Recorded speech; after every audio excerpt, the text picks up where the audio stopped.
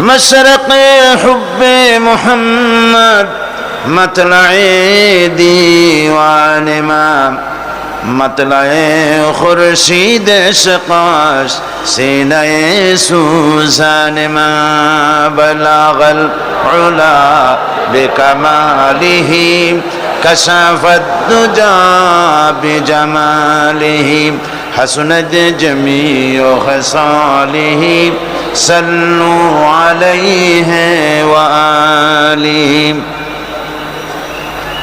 سورة يوسف بداري حكمة لقمان ما قاری قرآن باری اے دل شادمان ما بلغ العلا بکماله کشف الدجى بجماله حسنت جميع خصاله صلوا عليه وآله اللهم آمين ربنا ظلمنا أنفسنا وإن لم تغفر لنا وترحمنا لنكونن من الخاسرين আয় আল্লাহ তাআলা চট্টগ্রাম ইসলামী সমাজ কল্যাণ পরিষদ কর্তৃক আয়োজিত 5 দিন ব্যাপী তাফসীরুল কোরআন মাহফিলের আজকের এই চতুর্থ দিবসে কয়েকবার দুরূদ ও সালাম পড়ে তোমার দরবারে হাত তুলেছি।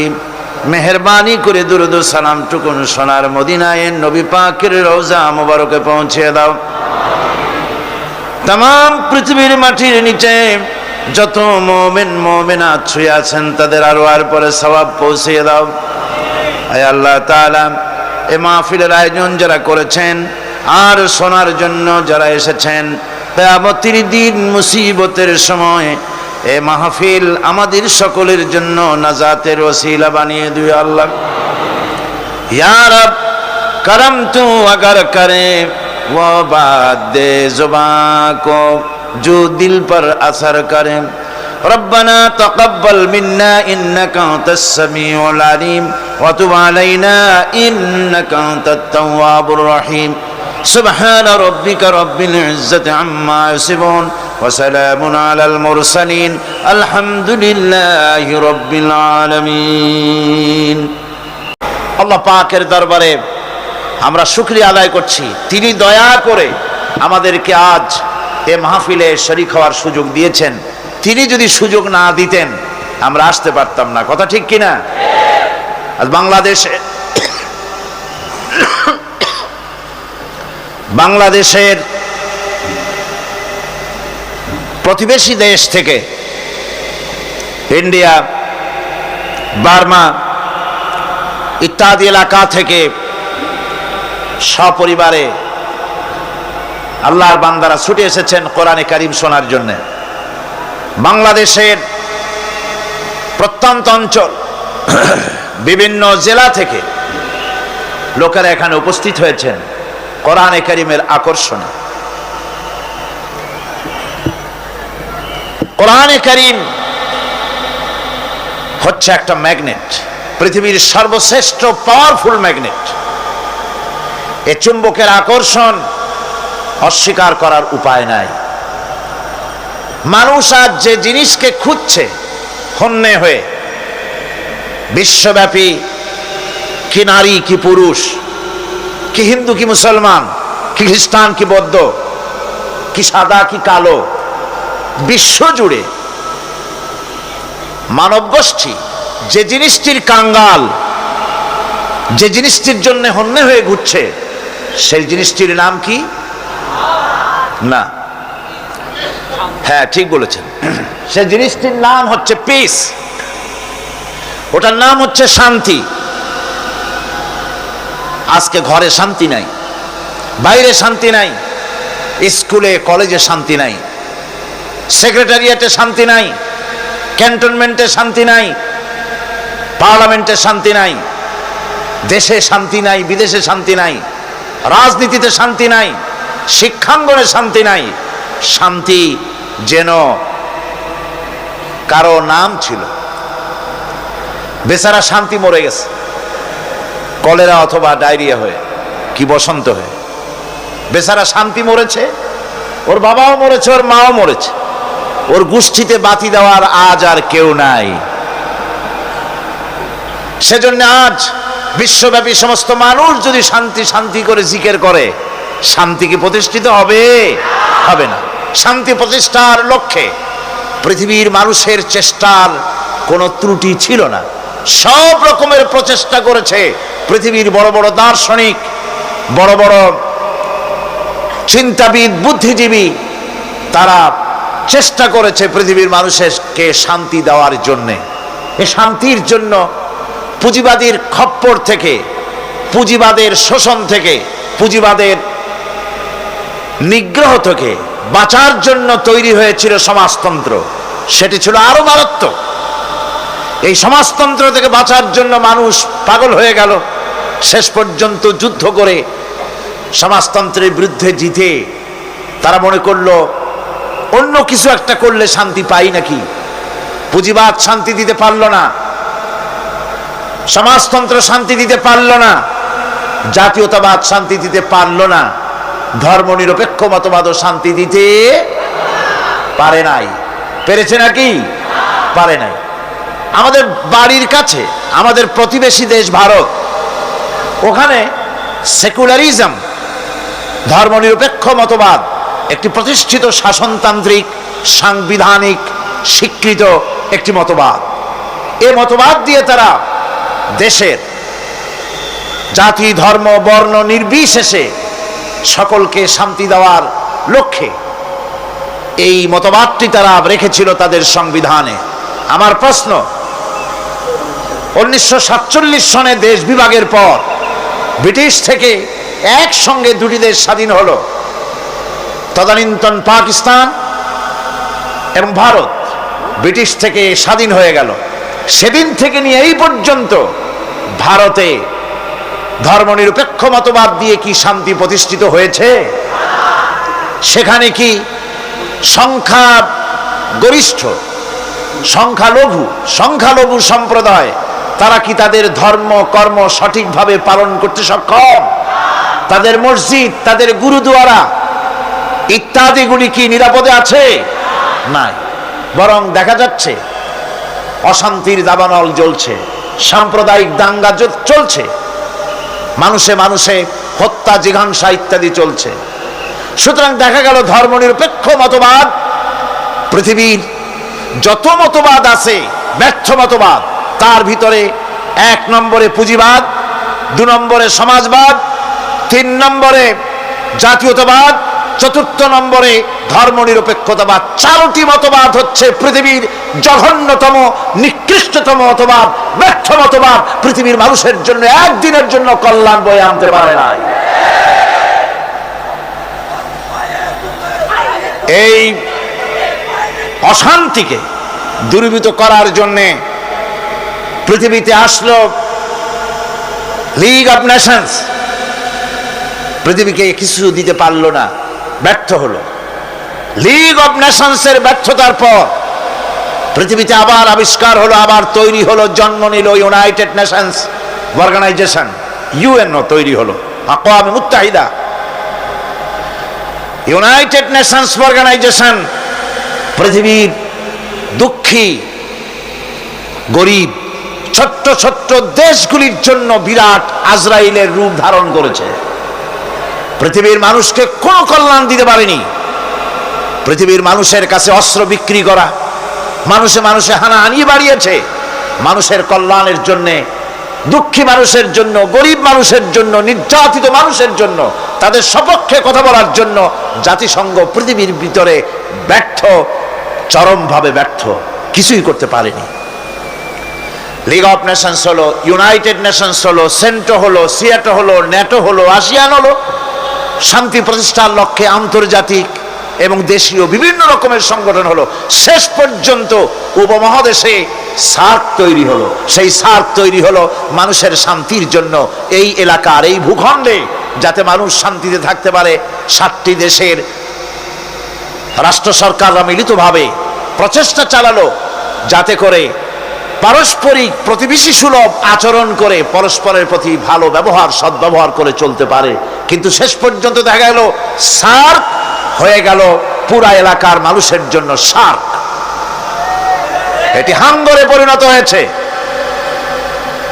বড় বড় দেশগুলি, বিরাট শক্তিগুলি, তারা মানুষের সঙ্গে, প্রতিবেশী দেশের সঙ্গে সদাচরণ করতে পারেনি।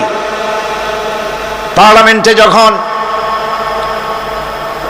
বিদ্যুৎ এবং ট্রানজিট সম্পর্কে কথা হচ্ছিল, আমি সেখানে পরিষ্কার করে বলেছি পার্লামেন্টের ভেতরে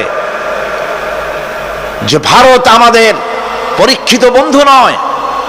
তারা আমাদের কাছে পরীক্ষা দিয়ে পাশ করতে পারে নাই। ভারত চিরকাল আমাদের সঙ্গে বিগ ব্রাদার সুলভ আচরণ করেছে, আমাদের সাথে বন্ধু হিসেবে ব্যবহার করতে পারে নাই। সুতরাং তার কাছ থেকে বিদ্যুৎ আমদানি করা এটি একটা বোকামি ছাড়া আর কিছুই হতে পারে না।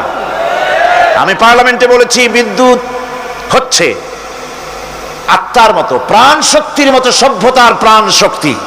বাংলাদেশ যদি হয় দেহ, তো বিদ্যুৎ হচ্ছে তার প্রাণ। প্রাণ তো দেহের ভিতরে থাকলেই প্রাণ বাঁচবে, দেহ বাঁচবে। আর দেহ থেকে প্রাণ যদি বন্ধুর হাতে তুলে দেওয়া যায়, এমন বন্ধু যে সত্যিকারের বন্ধু হিসাবে পরীক্ষিত নয়, তাহলে আমার জান দেব আর একজনের কাছে, আমি থাকবো এইখানে, তাহলে কি আমার দেহ বাঁচবে? বাঁচবে না। ওরা বিদ্যুৎ তার কাছ থেকে আমদানি করতে হলে সে আমাদের কল কারখানা, বিদ্যুৎ হাতে পায়ে ইন্ডাস্ট্রি, কল কারখানা চিপে ধরে এর জান কবজ করে ছেড়ে দেবে। সুতরাং ওরা আমাদের বন্ধু, এক সময় বন্ধুত্বের পরিচয় দিয়েছিল, আমাদের শরণার্থীদেরকে জায়গা করে দিয়েছিল। আমাদের দেশের 1971 সনে সেই যুদ্ধকালীন সময় ওরা আমাদের দেশের লক্ষ লক্ষ মানুষকে আশ্রয় দিয়েছিল, শরণার্থী শিবিরের আড়তদারির ব্যবসা খুলে নিয়েছিল। সেই ব্যবসার পয়সা যখন দেশ স্বাধীন হয়ে গেল, 1 মাসের ভিতরে তারা 30,000 কোটি টাকা বাংলাদেশ থেকে চুরি করেছে, লুট করেছে। সুতরাং এমন লুটেরা, এমন চোর, এমন শত্রু প্রতিবেশীর কাছ থেকে বিদ্যুৎ আমদানি করা এদেশের মানুষের জন্য, সরকারের জন্য আত্মঘাতী কাজ হবে। বলতেছিলাম, শান্তি প্রতিষ্ঠার জন্য মানুষেরা বহুত চেষ্টা করেছে, সার্ক তৈরি হলো, সার্ক শান্তি দিতে পারে নাই। পেরেছে? সার্ক পারে নাই, লিগ অফ নেশনস পারে নাই, ইউনাইটেড নেশনস পারে নাই, কেউ পারে নাই। শান্তি প্রতিষ্ঠা করেছিলেন জনাবে মুহাম্মদ রাসূলুল্লাহ সাল্লাল্লাহু আলাইহি ওয়াসাল্লাম। সেই শান্তি তিনি প্রতিষ্ঠিত করেছিলেন কি দিয়ে? কি দিয়ে? চিল্লায় বলেন, কে দিয়ে? সেই কোরআনে কারীম। সেই কোরআনে কারীম বলছে, সেই কোরআনে কারীম বলছে আনুগত্য করতে হবে পরিপূর্ণরূপে, গোলামি করতে হবে আল্লাহ পাকের, তাহলেই শান্তি হবে। পৃথিবীর কেউ আমাদের দিকে রক্ত চক্ষু নিয়ে তাকাতে পারবে না। আমি বারবার বলেছি, আমার প্রতিবেশী এবং আমার আশেপাশে অনেক হাঙ্গর আছে, কুবির আছে, দানব আছে, কিন্তু ওদের চাইতে আমাদের শক্তি এক দফা অনেক বেশি। সেই শক্তি অস্ত্রের নয়, সেই শক্তি হচ্ছে ইমানের। সেই শক্তি কিসের? ইমানের শক্তি। আর ওই ইমানের শক্তি আসে কেবলমাত্র আল্লাহর গোলামি করলে, আল্লাহর দাসত্ব করলে, যে কথা গতকাল সূরা ফাতিহা থেকে আমরা আলোচনা করেছি। আসুন আল্লাহ পাকের কোরআন থেকে আমরা শুরু করি, ইমানি শক্তি তাজা করি।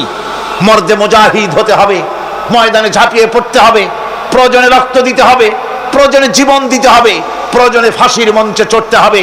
যেহেতু মুসলমান জন্মগ্রহণ করে, মৃত্যু তার একবারই হয়।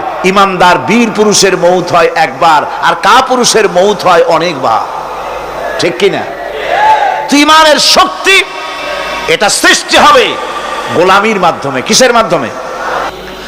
আলহামদুলিল্লাহি রাব্বিল আলামিন আর-রাহমানির রাহিম মালিকি ইয়াউমিদ্দিন ইয়্যাকা না'বুদু ওয়া ইয়্যাকা নাস্তাঈন ইহদিনাস সিরাতাল মুস্তাকিম সিরাতাল লাযীনা আন'আমতা আলাইহিম গায়রিল মাগদুবি আলাইহিম ওয়ালাদ-দাল্লিন।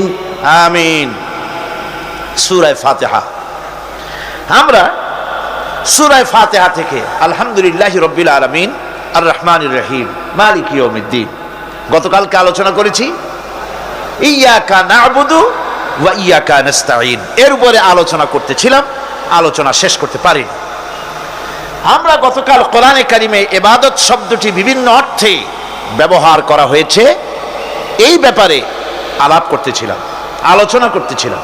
সেই ধারাবাহিকতায় আজকে ইবাদত আনুগত্য অর্থে আল্লাহ পাক বলছেন সূরা ফাতিহায়, না'বুদু, এই যে ইবাদত করছি একমাত্র তোমার ইবাদত করি, এখানে আনুগত্য অর্থে ব্যবহার করা হয়েছে। কোরআনে কারিমের বিভিন্ন জায়গায় এই আনুগত্য অর্থে কিভাবে ইবাদত ব্যবহার করা হয়েছে তার কয়েকটি দৃষ্টান্ত আপনাদের সামনে পেশ করলে বুঝতে সহজ হবে। আল্লাহ পাক বলছেন, আলাম আহাদ ইলাইকুম ইয়া বানি আদম আল্লা তা'বুদুশ শাইতানা ইন্নাহু লাকুম আদুউম মুবিন। হে বনি আদম, আমি কি তোমাদেরকে তাগিদ করিনি যে তোমরা শয়তানের ইবাদত করো না? নিঃসন্দেহে শয়তান হচ্ছে তোমাদের জন্য প্রকাশ্য দুশমন। এ কথা সকলেরই জানা আছে যে দুনিয়ার মানুষ শয়তানের ইবাদত কেউ করে না, শয়তানের পূজা কেউ করে না, ঠিক কিনা? শয়তানের কেউ পূজা করে না, বরং শয়তানের প্রতি চতুর্দিক থেকে শুধু লানত হতে থাকে, ঠিক কিনা? শয়তানের খালি গাল দিতে থাকে সারাদিন, এমন কি পাপ করে নিজে দোষ দেয় শয়তানের, ঠিক কিনা? কবি বলছেন, क्या हंसी आती है मुझे हजरत इंसान पर, क्या हंसी आती है मुझे हजरत इंसान पर, फेल बद तू खुद करे लानत करे शैतान पर। আমার মানুষের অবস্থা দেখে হাসি পায়, খারাপ কামটা করে নিজে আর গাল দিয়ে দেয় শয়তানের। সারাটা দিন মেয়ে লোক, পুরুষ লোক, বাচ্চা সকলে শয়তানের গাল দেয় সমানে, ওর কপালটাই খারাপ, ফুটবলের মতো। এর জন্মই হয়েছে লাথি খাওয়ার জন্য। সুতরাং আল্লাহ পাক যে বলছেন যে শয়তানের ইবাদত করতে তোমাদেরকে নিষেধ করেছি, তার অর্থটা কি? তার অর্থ হচ্ছে যে মানুষ শয়তানের আনুগত্য করে, শয়তানের কথা মতো জীবন পরিচালনা করে, শয়তান যেটা বলে সেটাই করে, শয়তানের ওয়াসওয়াসা দিয়ে সে পরিচালিত হয়, কোরআন এবং হাদিস দিয়ে নিজেকে পরিচালিত করে না। এটাই হলো শয়তানের আনুগত্য করা।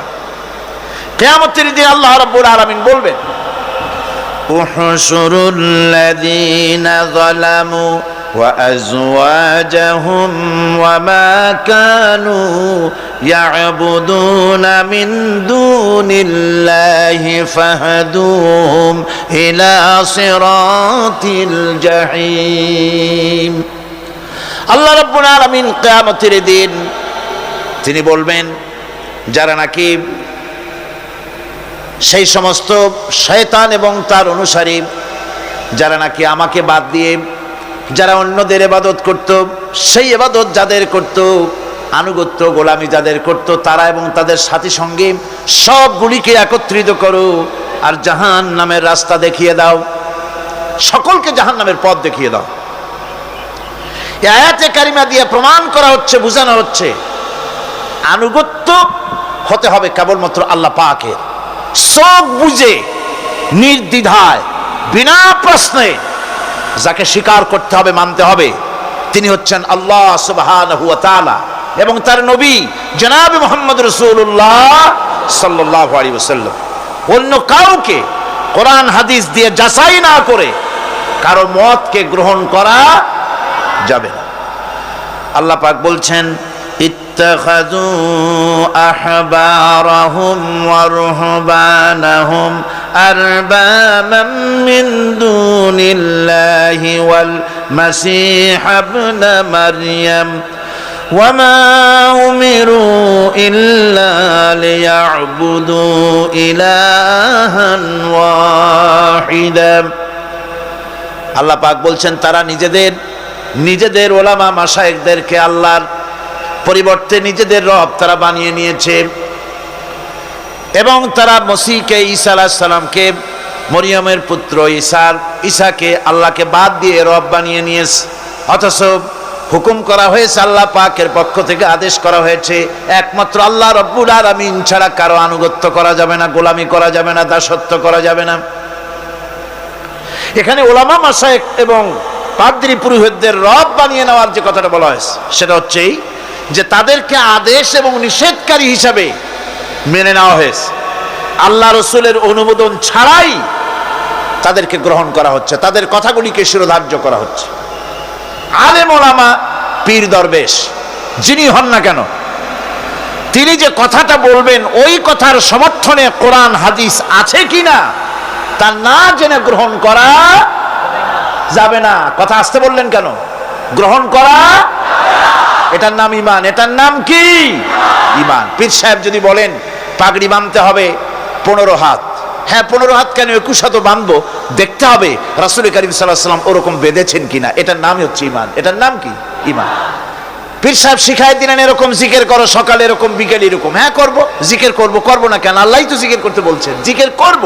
তবে দেখতে হবে পীর সাহেব যেভাবে জিকির বলেছেন ওইভাবে আল্লাহ রসুল জীবনেও জিকির করেছেন কিনা, সাহাবায়ে কেরাম এভাবে করেছেন কিনা। যদি করে থাকেন অবশ্যই পীর সাহেবের কথা মেনে ওরকম জিকির করব। কথা বুঝতে পেরেছেন? একজন মাওলানা সাহেব ফতোয়া দিলেন অথবা একটা কথা বললেন, এই কথাটা কোরআনের সাথে মিল আছে কিনা, হাদিসের সাথে মিল আছে কিনা তাই দেখতে হবে সর্বাগ্রে। কোন মুরব্বী কি বলেছেন, কোন হুজুর কি বলেছেন, কোন কিতাবের মধ্যে কি লেখা আছে ওইটা জানার কোনো দরকার আমার নাই। আমার জানার দরকার কোরআন শরীফ আছে কিনা, হাদিস শরীফ আছে কিনা। এর নাম হচ্ছে ঈমান। এর নাম কি? এটাই হচ্ছে আনুগত্য আল্লাহ পাকের দরবারে। এটাই হচ্ছে আনুগত্য করার জন্য এটাই সবচাইতে বড় দলিল যে আল্লাহর হুকুম মেনে চলতে হবে, আর অন্য কারো অন্ধ অনুকরণ করব না। ইবাদত পূজা অর্থে বলা হয়েছে কাউকে ক্ষমতাশীল মনে করে নিজের প্রয়োজনের জন্য তার কাছে দোয়া করা, দুঃখ কষ্টে তার কাছে সাহায্য চাওয়া, ক্ষয়ক্ষতি এবং বিপদ আপদ থেকে বাঁচার জন্য কারো কাছে আশ্রয় চাওয়া। কোরআন মজিদের দৃষ্টিতে এগুলি সব হচ্ছে পূজার পর্যায়ভুক্ত, এগুলি করা যাবে না। সবটাই বলতে হবে আল্লাহ রাব্বুল আলামিনের কাছে। কার কাছে বলতে হবে? কোরআন বলছে, আল্লাহ পাক কোরআনে কারিমের মধ্যে বলছেন, কুল ইন্নী নুহিতু আন আ'বুদাল্লাযীনা তাদউনা মিন দুনিল্লাহি লাম্মা জাআনিয়াল বায়্যিনাতু মির রাব্বি ওয়া উমিরতু আন উসলিমা লিরাব্বিল আলামিন। আল্লাহ পাক বলেন, বলো আমার রবের পক্ষ থেকে স্পষ্ট নির্দেশ লাভ করার পর, হুকুম লাভ করার পর আল্লাহকে ত্যাগ করে তোমরা যাদের পূজা করছো তাদের পূজা আমি করি না। আল্লাহ নবীকে বলছেন এরকম আপনি বলেন, বরং আমাকে হুকুম করা হয়েছে আল্লাহ রাব্বুল আলামিনের সামনে মাথা নত করে দেওয়ার। তাই আমি আল্লাহ পাকের দরবারে আমার বিনয়ের, আমার আনুগত্যের মস্তক তার সামনে নত করে দিয়েছি।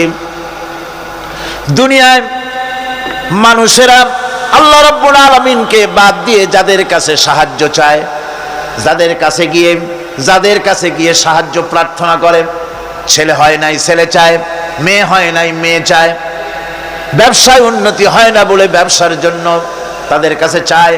কোরআনে কারীম বলছে ওদের কাছে যে চাওয়া হচ্ছে তারা ওদের চাওয়াও সম্পর্কে জানে না। কিয়ামতের দিন এইগুলি সব ওদের বিরুদ্ধে আল্লাহর দরবারে মামলা দায়ের করবে। চলে যায় সিলেটে শাহজালাল রহমতুল্লাহ আলাইহির মাজারে, সেখানে গিয়ে গজাল মাছের কাছে গিয়ে সন্তান চায়।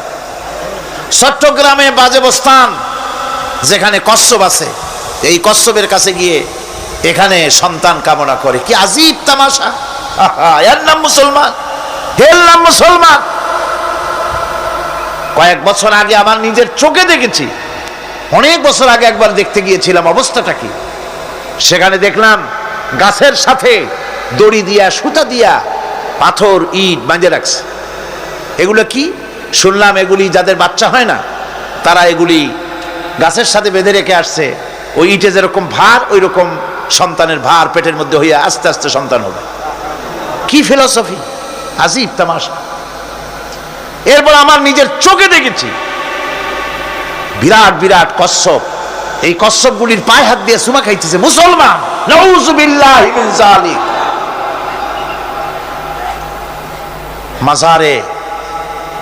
মাজারগুলিতে গিয়ে লোকেরা নিজেদের আশা আকাঙ্ক্ষা পুরা হওয়ার জন্য দোয়া চাইতেছে কবরওয়ালার কাছে। আবার এক শ্রেণীর নামধারী আলেম তারা বলেন ওনারা জীবিত থাকাকালীন যত শক্তি ছিল মরিয়া শক্তি আরো বেড়ে গেছে, সুতরাং এখানে চাদর দাও, আগরবাতি দাও, মোমবাতি দাও, ওখানে গিয়ে কান্দো। এদের আকীদা, নিজেদের নাম রাখে আহলে সুন্নাতুল জামাত। এই যদি হয় আহলে সুন্নাত, তাহলে বিদআত হবে কারা?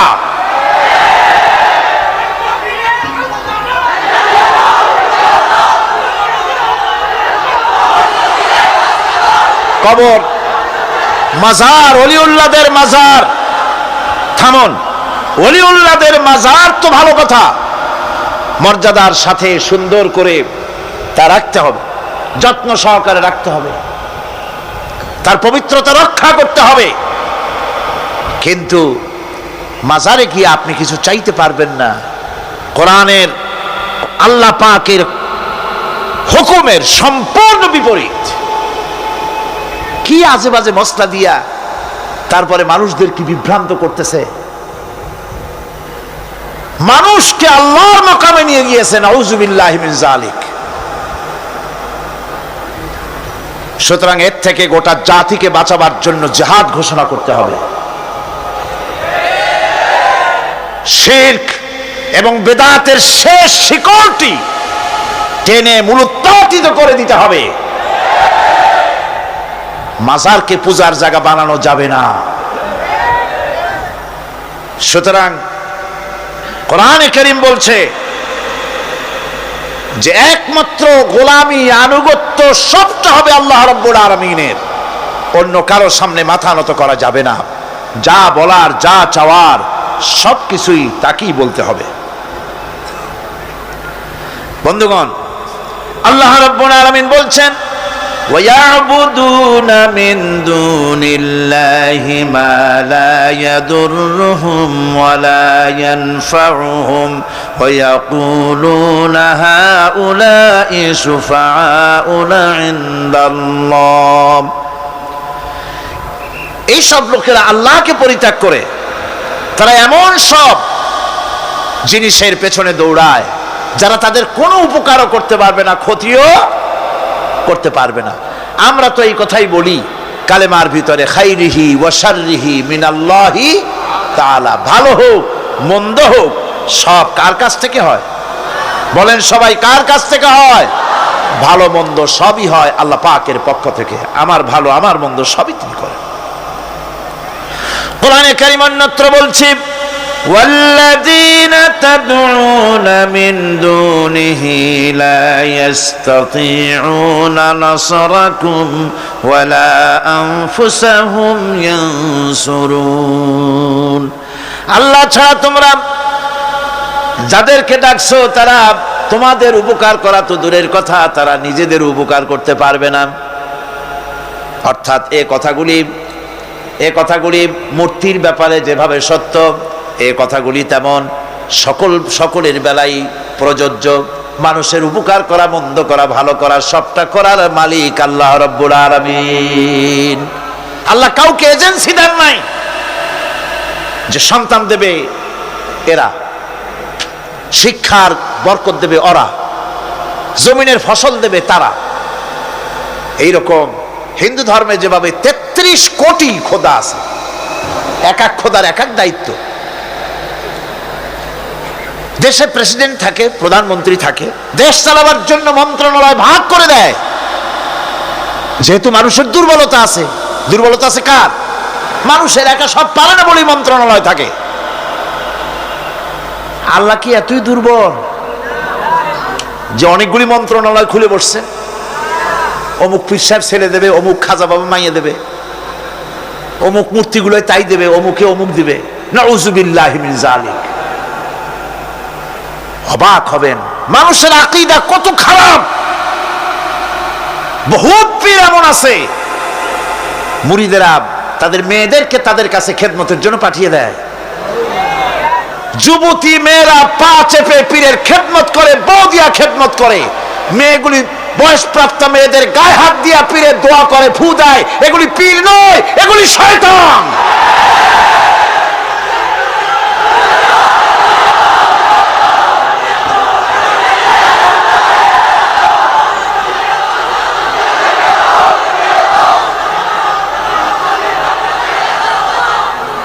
সুতরাং আমাদেরকে বুঝতে হবে আল্লাহর ওলি তো ঠিকই আছে, আল্লাহর ওলিদের বিরুদ্ধে আমার কোনো বক্তব্য নাই।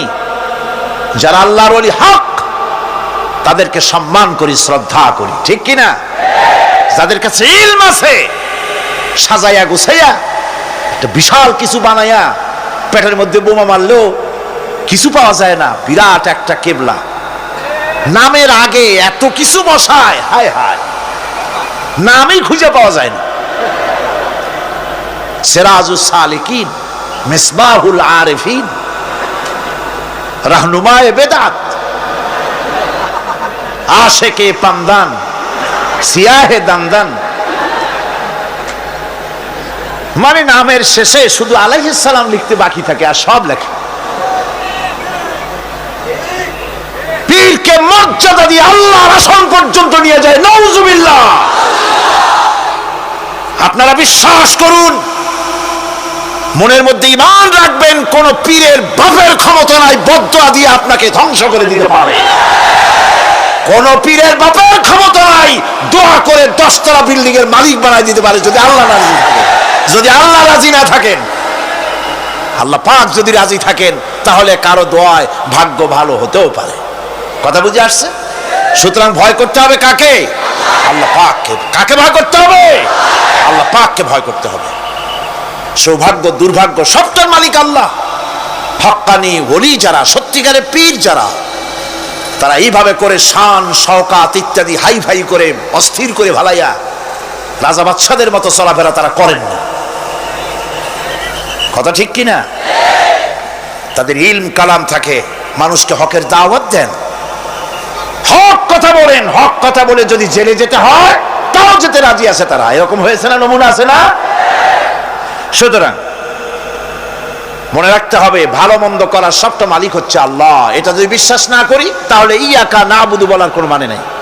ইয়াকা নাবুদু, কেবলমাত্র তোমারই গোলামি করি, আর কারো গোলামি করি। সোজা কথা, সাফ কথা। আমরা সবাই গোলাম। আমরা সবাই কি? আমরা যে গোলাম, তাকে বলতে লজ্জা করে? কার গোলাম? চিল্লায় বলতে হবে সকল মুসলমানকে, কার গোলাম? আল্লাহ পাকের গোলাম আমরা। আর এই গোলাম, আল্লাহর দাসত্ব মানুষের শ্রেষ্ঠতম মর্যাদা। সুবহানাল্লাহ। আল্লাহর দাসত্ব মানুষের জন্য কি? শ্রেষ্ঠতম মর্যাদা।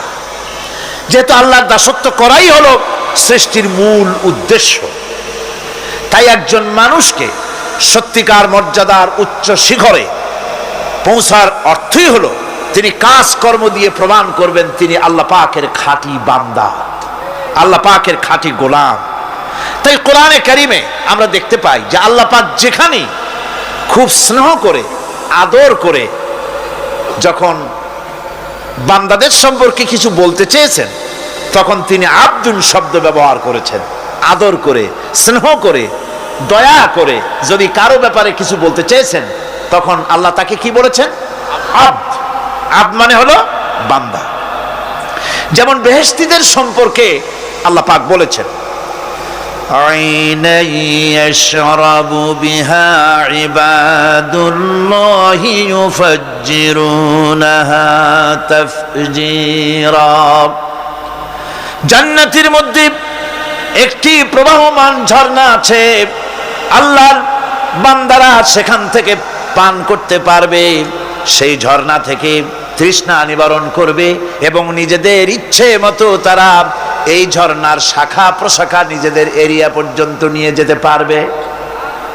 এমন একটা ঝর্ণা থাকবে যেখানে আল্লাহর বান্দারা, আল্লাহ পাক বলছেন আইনাই ইয়াশরাবু বিহা ইবাদুল্লাহ, আল্লাহর বান্দারা, আল্লাহর গোলামেরা, সেখানে তাদের তৃষ্ণা মিটাবে এমন ঝর্ণা আছে।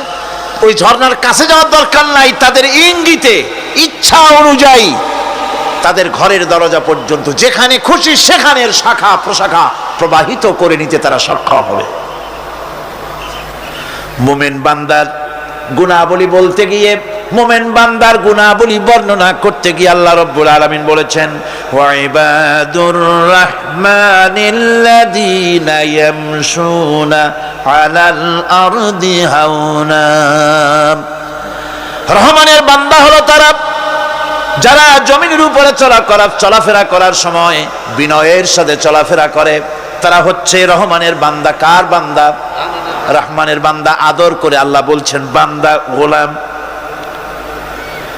শয়তান নিজে অভিশপ্ত হওয়ার পর এর প্রতিশোধ নেওয়ার জন্যে আল্লাহ পাকের দরবারে বলেছিল, আয় আল্লাহ, তোমার যেই বান্দাগুলির কারণে, তোমার যেই বান্দার কারণে আমার ইবাদতগুলি নষ্ট হয়ে গেল, আমি অভিশপ্ত হয়ে গেলাম, ওই বান্দাগুলিকে লোভ দেখিয়ে আমি যেমনে পারি সবগুলিকে আমি গোমরাহ করে দেব, পথভ্রষ্ট করে দেব। আল্লাহ পাকের জবাবে বললেন ইন্না ইবাদি লাইসা লাকা আলাইহিম সুলতান ইল্লা মান ইত্তাবাকা মিনাল গাওয়িন। আমার বান্দাদের উপরে তোমার কোনো কর্তৃত্ব নাই। আমার বান্দা, আদর করে আল্লাহ পাক বলছেন আমার বান্দাদের উপরে তোমার কোনো কর্তৃত্ব নাই। তবে হ্যাঁ, যারা তোমার কথা মান্য করবে তারা অবশ্যই গোমরাহ হয়ে যাবে, পথভ্রষ্ট হয়ে যাবে। কিন্তু আমার সত্যিকারের বান্দা যারা, তাদের উপরে তুমি গোমরাহি, তাদেরকে তুমি পথভ্রষ্ট করতে পারবে না, তাদের উপরে তোমার কোনো কর্তৃত্ব নাই। ভাইরা আমার, হযরত ঈসা আলাইহিস সালামের ব্যাপারে, হযরত ঈসা আলাইহিস সালামকে খ্রিস্টানেরা তারা বলেছে ওয়াকালাতিন নাসারাল মাসীহু ইবনুল্লাহ। মসিহ হচ্ছে কার ছেলে? নাউযুবিল্লাহ। বলেন সবাই নাউযুবিল্লাহ। তাকে যখন আল্লাহর ছেলে বলা হলো, আল্লাহর পুত্র বলা হলো, রব্বুল আলামিন তার জবাবে বললেন ইন হুয়া ইল্লা আবদুন আনআমনা আলাইহি। তিনি তো একজন বান্দা, তিনি আমার বান্দা ছাড়া আর কিছুই নন। আমি তার প্রতি অনুগ্রহ করেছি। বান্দা, আমার বান্দা। আল্লাহ পাকের বান্দা হওয়ার ব্যাপারে কোন মানুষের লজ্জা থাকার কথা নয়। এমনকি আল্লাহ পাক ঈসা আলাইহিস সালাম সম্পর্কে বলছেন লা ইয়াস্তানকিফাল মাসীহু আইয়াকুনা আবদান লিল্লাহি ওয়ালাল মালাইকাতুল মুকাররাবুন। মসিহ আল্লাহর বান্দা, তাতে কখনো বিন্দু মাত্র লজ্জা তিনি পোষণ করেন নাই যে আমি আল্লাহর বান্দা, আল্লাহর গোলাম। এটা একটা কথা হইল? এরকম লজ্জা তিনি পোষণ করেনি। এমনকি তার নিকটবর্তী ফেরেশতা যারা, তারাও আল্লাহর বান্দা গোলাম হওয়ার জন্য তাদের ভিতরে কোনো লজ্জা নাই। যারা নাকি আল্লাহর গোলাম, এই ব্যাপারে যাদের মধ্যে লজ্জার সৃষ্টি হয়, আল্লাহর গোলাম এটা কেমন কথা, বান্দা হওয়াটা কেমন কথা, যারা গোলামীকে অস্বীকার করে তাদের সম্পর্কে আল্লাহ পাক বলছেন ওয়া মাইয়াস্তানকিফ আন ইবাদাতিহি ওয়া ইস্তাকবির ফাসায়াহশুরুহুম ইলাইহি জামিআ। কেউ যদি আল্লাহর বন্দেগী করার ব্যাপারে লজ্জা পোষণ করে, যদি লজ্জার কারণ মনে করে, অহংকার করে, গৌরব করে, তাহলে তারা পালাবে কোথায়, যাবে কোথায়? আমি কিয়ামতের দিন সবগুলিকে এক জায়গায় করে ফেলবো। সুতরাং আল্লাহ পাকের গোলামিতে আল্লাহ যে বান্দা বলে যখন ডাকেন, লজ্জার কোনো কারণ নাই। অহংকার যে করবে সে নিজেকে ধ্বংস করবে। আল্লাহ পাক সব নবীদেরকে নিজের বান্দা বলেছেন। নবীরা কি? আল্লাহ পাকের বান্দা। হযরত ইউসুফ আলাইহিস সালাম সম্পর্কে আল্লাহ পাক বলছেন, কাযালিকা লিনাসরিফা আনহু আস-সুআ ওয়াল ফাহশা ইন্নাহু মিন ইবাদিনাল মুখলাসিন। এরূপই ঘটলো যাতে আমি ইউসুফ আলাইহিস সালামকে, আমার বান্দা, তাকে আমি নির্লজ্জতা ইত্যাদি থেকে আমি রক্ষা করেছি। নিশ্চয়ই হযরত ইউসুফ ছিল আল্লাহ পাকের বান্দা, আল্লাহ পাকের আব্দ। রাসূল করিম সাল্লাল্লাহু আলাইহি ওয়াসাল্লাম তিনি হচ্ছেন সর্বশ্রেষ্ঠ আল্লাহর পয়গম্বর। তার থেকে শ্রেষ্ঠ নবী আর কি কেউ আছে? জোরে বলেন আছে?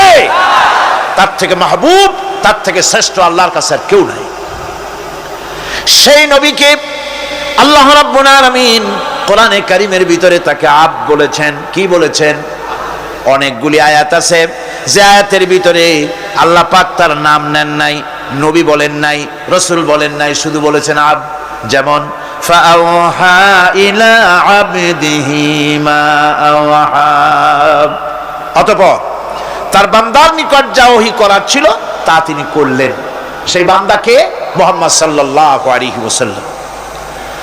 অন্য আয়াতে আল্লাহ পাক বলছেন, وأنه لما قام عبد الله يدعوه كادوا يكونون عليه لبدا। আর এই আল্লাহর বান্দা যখন নামাজ পড়তে দাঁড়িয়ে গেল, আল্লাহকে ডাকার জন্য যখন দাঁড়ালো, তখন লোকেরা তার উপরে ঝাঁপিয়ে পড়লো, ঝাঁপিয়ে পড়ার জন্য প্রস্তুতি গ্রহণ করলো। এখানে আব্দ বলা হয়েছে কাকে? মুহাম্মদ সাল্লাল্লাহু আলাইহি সাল্লামকে। এভাবে করে অন্য এক আয়াতে আল্লাহ পাক তার হাবিবকে আব্দ বলছেন, বান্দা বলতেছেন, ইন কুনতুম ফি রাইবিম মিম্মা নাযালনা আলা আবদিনা, আমার বান্দার উপরে যে কিতাব নাজিল করেছি তাতে যদি তোমাদের কোনো সন্দেহ হয়। এই যে আমার বান্দার উপরে, ওই বান্দাকে বলেন সবাই? মুহাম্মদ রাসূলুল্লাহ সাল্লাল্লাহু আলাইহি ওয়াসাল্লাম। অন্য আয়াতে বলা হচ্ছে, তাবারাকাল্লাযী নাযালাল ফুরকানা আলা আবদিহি লিয়াকুনা লিল আলামিনা নাযীরা। অতীব বরকতপূর্ণ সেই মহান সত্তা যিনি তার বান্দার উপরে ফুরকান নাজিল করেছেন। কে সেই বান্দা? মুহাম্মদ সাল্লাল্লাহু আলাইহি ওয়াসাল্লাম।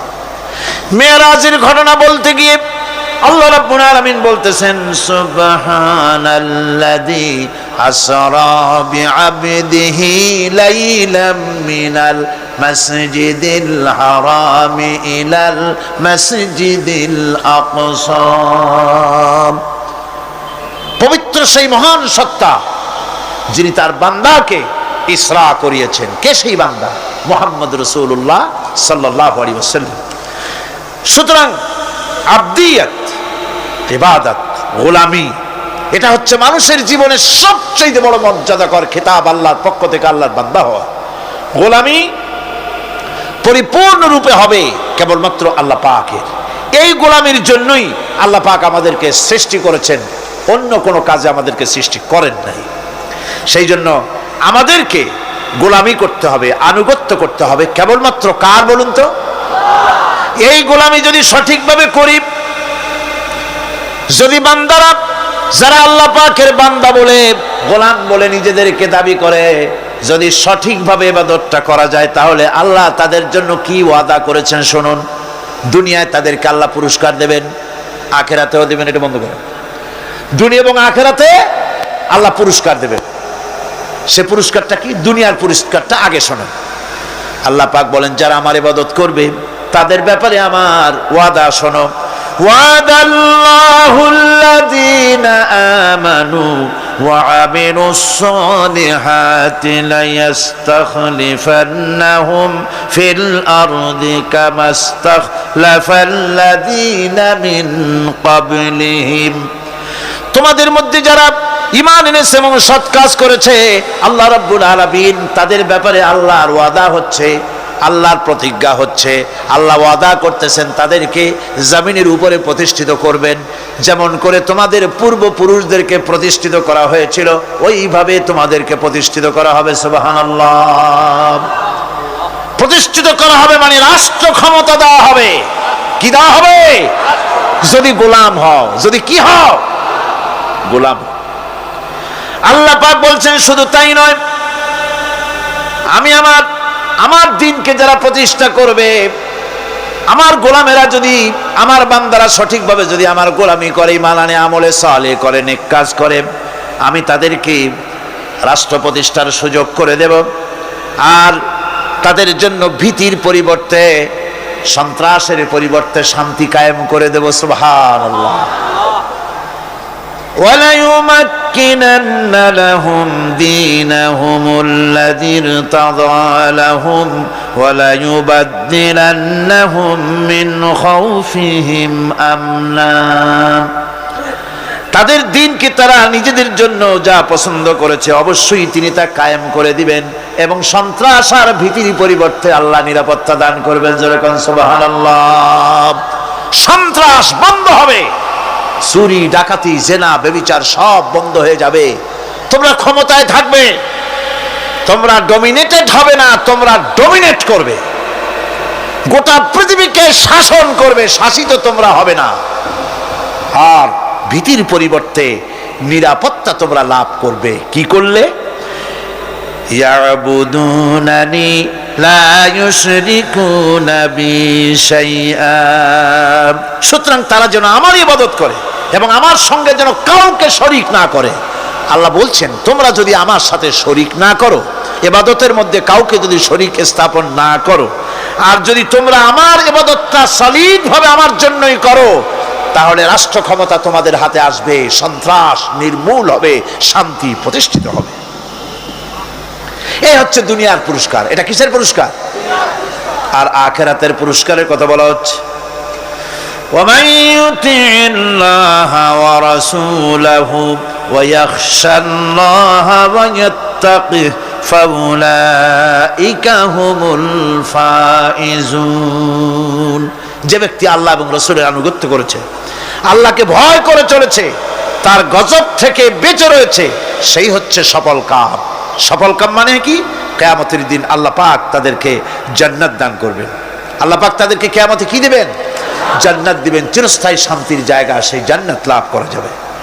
আজ ইবাদতের এই যে গুরুত্বপূর্ণ ইবাদত, এই ইবাদতের ভুল অর্থ সমাজের ভিতরে ছড়িয়ে আছে। সাধারণ মানুষও ভুল করেছে, অসাধারণ মানুষেরাও ইবাদতের ভুল অর্থ করে ভুলের মধ্যে নিমজ্জিত আছে বিরাট সংখ্যক লোকেরা। সাধারণ মুসলমানেরা তারা যে ভুলটা করলো ইবাদতের অর্থ করতে গিয়ে, সেটা হলো এই, সাধারণ লোকেরা মনে করলো কয়েকটা অনুষ্ঠানের নাম হচ্ছে ইবাদত, নামাজ, রোজা, হজ, যাকাত, সাদকা, ফিতরা, এর নাম হলো ইবাদত। অনুষ্ঠান শেষে তারা নিজেদেরকে স্বাধীন মনে করলো। তারা আল্লাহ পাকের প্রত্যেকটি আইনের ধারাকে লঙ্ঘন করলো। বছরে একবার রোজা রেখে, বছরে এক মাস রোজা রেখে মনে করলো ইবাদত শেষ। 5 ওয়াক্ত নামাজ পড়ে মনে করলে ইবাদত শেষ। আমি প্রশ্ন করি, 5 ওয়াক্ত নামাজের নামই যদি হয় ইবাদত, 5 ওয়াক্ত নামাজের নামই ইবাদত, এটাই যদি হয়, তাহলে 5 ওয়াক্ত নামাজ পড়তে সময় লাগে কত? উজু টুজু করে বড় জোর 1-1.5 ঘন্টা সময় লাগে 5 ওয়াক্ত নামাজ পড়তে। তো এর নাম যদি হয় ইবাদত, তার অর্থ কি দাঁড়াবে? অর্থ দাঁড়াবে আপনি 24 ঘন্টার ভিতরে 1 থেকে 1.5 ঘন্টার জন্য আল্লাহর গোলাম, বাকি 22 ঘন্টার জন্য শয়তানের গোলাম হতে কেউ রাজি আছে? রোজার নামই যদি হয় শুধু ইবাদত, তাহলে তার অর্থ দাঁড়াবে বছরের ভিতরে একটা মাসের জন্য আপনি আল্লাহর গোলাম, আর 11 মাসের জন্য শয়তানের গোলাম হতে কেউ রাজি আছে? তাহলে বিষয়টা কি? বিষয়টা হচ্ছে নামাজ, রোজা, হজ, যাকাতি শুধুমাত্র ইবাদত নয়, আনুষ্ঠানিক ইবাদত তো বটেই, কম্পালসারি ইবাদত তো বটেই, কিন্তু শুধুমাত্র নামাজ, রোজা, হজ, যাকাত ইবাদত শুধুমাত্র নয়, এগুলি হচ্ছে ইবাদতের পার্ট, ইবাদতের অংশ। বরং জীবনের সব ক্ষেত্রে আল্লাহর হুকুমকে মানার নামই হচ্ছে, ভাইরা আমার, একদিকে নামাজ রোজা করছি, অন্যদিকে আল্লাহর আইনের প্রতিটি ধারাকে লঙ্ঘন করে চলছে, মিথ্যা ওয়াদা করে, মিথ্যা কথা বলে, সুদ খায়, ঘুষ খায়, জেনা করে, এরপরে অন্যের হক নষ্ট করে, প্রতিবেশীর হক নষ্ট করে, হারাম মাল খায়, হকদারের হক নষ্ট করে, প্রতিবেশীর হক নষ্ট করে, জিন্দা মুর্দা মানুষকে নিজের জন্য শক্তিধর বলে মনে করে। এক টুকরা রুটির জন্য অথবা এক ফোঁটা এক ঘটি পানির জন্য কাফেরের কাছে হাত পেতে দাঁড়ায় থাকে। এই যদি অবস্থা হয়, এটাই যদি হয় ঈমান, আর এটার নামে যদি ইবাদত হয়, তাহলে এই পৃথিবীর মুসলমানের আজ লাঞ্ছিত কেন? আল্লাহর ওয়াদা কি মিথ্যা? নাউযুবিল্লাহি মিন যালিক। আমাদের ইবাদত যদি ঠিক হয়, যদি সত্যিকারের ইবাদত যদি আমরা করে থাকি, তাহলে ক্ষমতায় ইমানদারেরা নাই কেন? বিশ্বজুড়ে মুসলমানেরা লাঞ্ছিত কেন? তাহলে বুঝতে হবে ইবাদতের মধ্যে বিরাট গরমিল করে ফেলেছি, ঠিক কিনা? লক্ষ্য করুন, যেই লোকটা হজ করতেছে, উমরা করতেছে, নামাজ পড়তেছে, মসজিদ মাদ্রাসায় চাঁদা দিতেছে, ওই লোকটি আবার ব্যাংকের থেকে সুদের টাকা নিয়ে ব্যবসা চালাইতেছে। ব্যবসা ঠিক রাখার জন্য, ইনকাম ট্যাক্স ফাঁকি দেওয়ার জন্য ব্যবসায়ীরা 2 ধরনের 3 ধরনের খাতা মেনটেন করছে। কথা ঠিক কিনা? মিথ্যা কথা বলছে, ঘুষ দিতেছে, বেশি করে বিদ্যুতের বিল যাতে না আসে সেজন্য যারা বিদ্যুৎ লাইনে আছে তাদেরকে পয়সা দিয়ে ম্যানেজ করতেছে, ঠিক কিনা? আমি পার্লামেন্টে বলেছি বিদ্যুৎ বাইরের থেকে আনতে হবে না, ঘুরে ঘুরে আবার বিদ্যুতের কথা আসলো। বিদ্যুৎ আনা লাগবে না, কারণ আমার দেশের চাহিদা হচ্ছে 2500 মেগাওয়াট, সেখানে 1800 মেগাওয়াট আমাদের আছে। আরেকদিকে 4টা বিদ্যুৎ প্রকল্প বন্ধ হয়ে আছে। ওই 4টি বন্ধ হওয়া প্রকল্প যদি চালু করা যায়, তাহলে 2900 মেগাওয়াট বিদ্যুৎ উৎপাদিত হতে পারে বলে বিশেষজ্ঞরা বলেছেন। তাহলে আমাদের উদ্বৃত্ত 400 মেগাওয়াট থেকে যাবে। এইটাকে বাইরের থেকে আনার কোনো দরকার নাই। বিদ্যুতের অপচয় বন্ধ করুন, বিদ্যুতের চুরি বন্ধ করেন। মিল কল কারখানা যাদের আছে, লক্ষ লক্ষ টাকা বিদ্যুৎ বিল হয়, কিন্তু লাইনম্যানদের সঙ্গে ম্যানেজ করে গভর্নমেন্টকে ফাঁকি দেওয়া হচ্ছে, ঠিক কিনা গো? তোমার নামাজের দাম কি? তোমার হজের 4 পয়সা দাম নাই। তুমি রাষ্ট্রকে ফাঁকি দিয়েছো, তুমি জনগণকে ফাঁকি দিয়েছো, তুমি দেশের শত্রু। টেলিফোনের বিল হাজার হাজার টাকা, লাখ টাকার বেশি বিল হয়, লাইনম্যানের সঙ্গে ম্যানেজ করে 500, 700, 2000 টাকা দিয়ে সারিয়ে দেয়, ঠিক কিনা? এরা জাতির শত্রু, দেশের শত্রু। এদেরকে ফায়ারিং স্কোয়াডে নিয়ে ব্রাশ ফায়ার করে উড়ায় দেওয়া উচিত। এরা দেশের দুশ্মন। আজ সিস্টেম লসের নাম দিয়া বিদ্যুৎ চুরির আরেক ব্যবস্থা করা হয়েছে। সিস্টেম লস করে ওনারা নিজেরা, আর এর ভোগান্তি জনগণকে করতে হয়। কসাইয়ের মতো ছুরি দিয়া জবাও করে জনগণের কাছ থেকে সিস্টেম লসের চার্জ আদায় করা হয়। আমি পার্লামেন্টে বলেছি, মাননীয় স্পিকার, সিস্টেম লস এই নামটা উঠায় দেন, এই প্রথা বন্ধ করে দিন। বিদ্যুৎ ধার করা লাগবে না, আল্লাহ আমাদের দেশে যথেষ্ট দিছে, কোনো জিনিসের অভাব নাই। এখানে গ্যাস আছে, তেল আছে, বিদ্যুৎ আছে, পাট আছে, চা আছে, নাই কি? অন্তত 8.5 কোটি টাকার কাগজ গুদামের মধ্যে বন্দী হয়ে আছে। ভারতকে খুশি করার জন্য সে দেশ থেকে কাগজ এনে খবরের কাগজ ছাপানো হচ্ছে, আর 8.5 কোটি টাকার কাগজ নষ্ট হয়ে যাচ্ছে, আমার দেশের কাগজ। সুতরাং বলতেছিলাম একথাই বলতেছিলাম যে ঈমান, আল্লাহর গোলাম হতে হলে ভুল করে বসেছি ইবাদতের অর্থ করতে। শুধু নামাজ, রোজা, হজ, যাকাত, মাজারে কিছু চান্দা দেওয়া, আগরবাতি, মোমবাতি, চাদর একটা দিয়া, পীর সাহেবরে 10,000 টাকা চান্দা দিয়া, মোছে তেল মাইখা দাঁত বাইর করে হাসে। বেহেশতে তো গেছি, আর দেরি কত? বেহেশত তুমি যাবা, এত সহজ? দেশকে ফাঁকি দিছো, দেশকে ফাঁকি দিয়েছো, জনগণকে ফাঁকি দিয়েছো, নিজের মেয়েকে ফাঁকি দিয়েছে। বিবাহের সময় টাকা পয়সা দিয়া বিবাহ টিবাহ করায় দিল। ব্যবসা, ধানি সম্পত্তি, বাড়ির সম্পত্তি সব ছেলেদেরকে দিয়ে দিল, মেয়েটারে ফাঁকি দিয়ে দিল। দেয় না এরকম? ফুপুকে ফাঁকি দিল, বোনকে ফাঁকি দিল, এরপরে মোনাজাত করে সবে বরাতে, আল্লাহ আমারে বেহেশত দিও। ফেরেশতারা কয় মর তুই আগে, বেহেশত তোরে কেমনে দেয় ভালো করে দেখাই দেব। বেটা তুই যাবি বেহেশতে, এত সোজা? ওটা মামু বাড়ির বারান্দা নাকি? এত সহজ নয়। সুতরাং সাধারণ মানুষ মারাত্মক ভুল করেছে এখানে। নামাজ, রোজা, হজ, যাকাত ইবাদত, আর কিছু কি ইবাদত মনে করে নাই? আপনার চাকরি আপনার ইবাদত, চাকরিতে ফাঁকি দেওয়া যাবে না। আপনি সুস্থ মানুষ, মেডিকেল লিভ নিয়ে ওয়াজ মাহফিল অথবা কোনো ইজতেমায় যাওয়া যাবে না, কোনো চেল্লা দিতে যাওয়া যাবে না।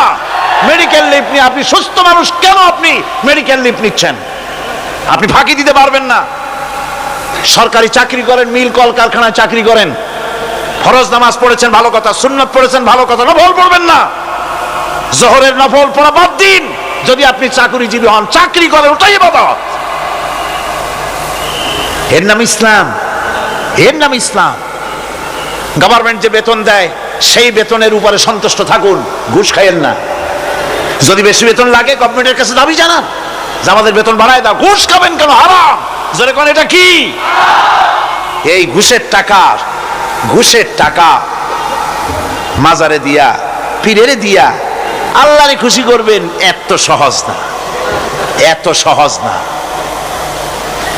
সেই জন্য আমি সব ভাইদের খেদমতে আরজ করব, ইবাদত হচ্ছে জীবনের সব ক্ষেত্রে গোলামি, সকল ক্ষেত্রে গোলামি। চাকরিতে, অফিসে, আদালতে, কলকারখানায়, ক্ষেত খামারে, পার্লামেন্টে, সেক্রেটারিয়েটে, সেনানিবাসে, স্কুলে, কলেজে, বিশ্ববিদ্যালয়, সর্বত্র গোলামি কার?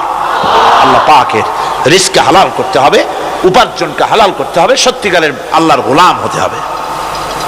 এক্ষেত্রে ইবাদতের অসাধারণ ব্যক্তি যারা, তারাও এক শ্রেণীর অসাধারণ ব্যক্তিরাও ভুল করে বসছেন। তারা যে ভুলটা করলেন ওটা হচ্ছে তারা তাসবিহ, জায়নামাজ, খানকাহ, হুজরাখানা এর ভেতরে বসে জিকির আজগার করাটাকেই জীবনের জন্য আল্লাহর ইবাদত মনে করে নিলেন। আল্লাহর বান্দারা যখন অনাচার ব্যভিচারে লিপ্ত, আল্লাহর আইনের পরিবর্তে যখন মানুষের তৈরি করা আইন চলছে, চেচনিয়া, বসনিয়া যখন মানুষদেরকে জবাহ করা হচ্ছে, বসনিয়ার মুসলমান সন্তানদেরকে যখন জবাহ করা হয়, কাশ্মীরের স্বাধীনতাকামী মুসলমানদের অধিকার হরণের জন্য তাদের উপরে যখন বন্য হায়নার মতো, পশুর মতো যখন ভারতীয় শত্রু সৈন্যরা যখন হামলা চালায়, সোমালিয়ার মানুষগুলি যখন না খেয়ে তাদের হাড়, পাঁজরার হাড়গুলি যখন বেরিয়ে যায়, তখনও যদি আপনি খানকার ভেতরে থেকে তসবিহ পড়েন আর তাহাজ্জুদের নামাজ পড়ে কপালে দাগ লাগান, এই অন্যায়ের বিরুদ্ধে যদি সোচ্চার না হন, আপনার এই তসবির কোনো দাম নাই। আপনাকে সোচ্চার হতে হবে, আপনাকে অন্যায়ের বিরুদ্ধে খাড়া হতে হবে। একদিকে তাহাজ্জুদের নামাজ তো পড়বেনই, জিকির তো করবেনই, কোনো সন্দেহ নাই। আর একদিকে সিংহের মতো অন্যায়ের বিরুদ্ধে গর্জে উঠতে হবে। তাতে যদি প্রয়োজন হয় মুজাদ্দিদ আল ফেসানির মতো কারারুদ্ধ হন না কেন, সেটাই কিসমত, সেটাই তকদির। হক কথা বলতে হবে।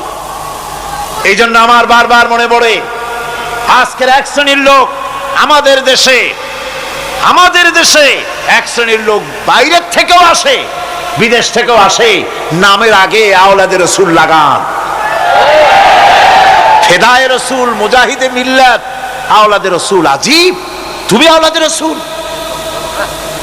আওলাদে রসুল যদি হবে তাহলে তুমি যে দেশের মানুষ, সেই দেশে মুসলমানদের যখন জবাহ করা হয়, পার্লামেন্টে কথা বলে বেরিয়ে আসো না কেন? তোমার জেল হয় না কেন? কংগ্রেসের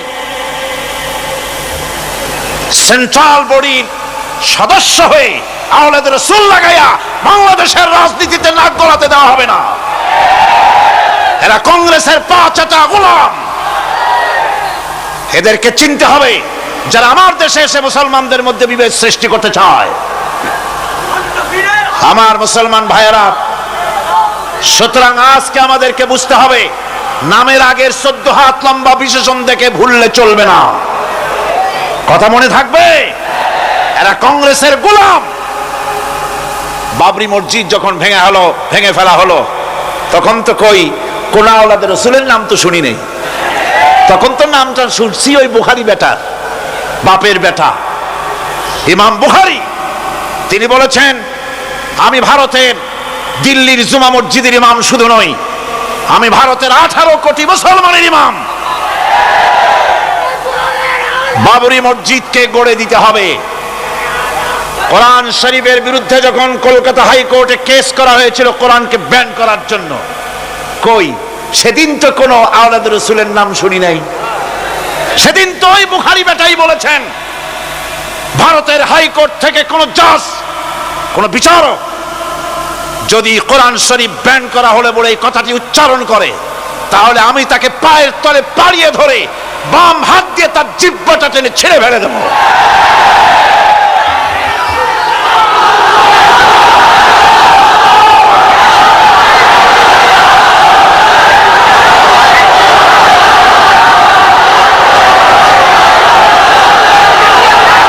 বন্ধুগণ,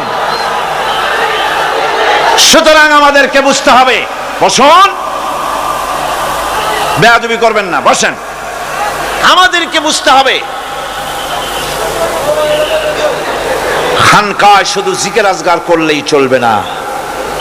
হযরতে শাহজালাল রহমতুল্লাহ আলাইহি এক হাতে ছিল তরবারি, আর এক হাতে ছিল কোরআন। লড়াই করেছেন। হযরতে শাহ মখদুম, হযরতে খান জাহান আলী, হযরতে খাজা মুঈনুদ্দিন চিশতি আজমেরি রহমতুল্লাহ আলাইহি, হযরতে মুজাদ্দিদ আল ভিসানি রহমতুল্লাহ আলাইহি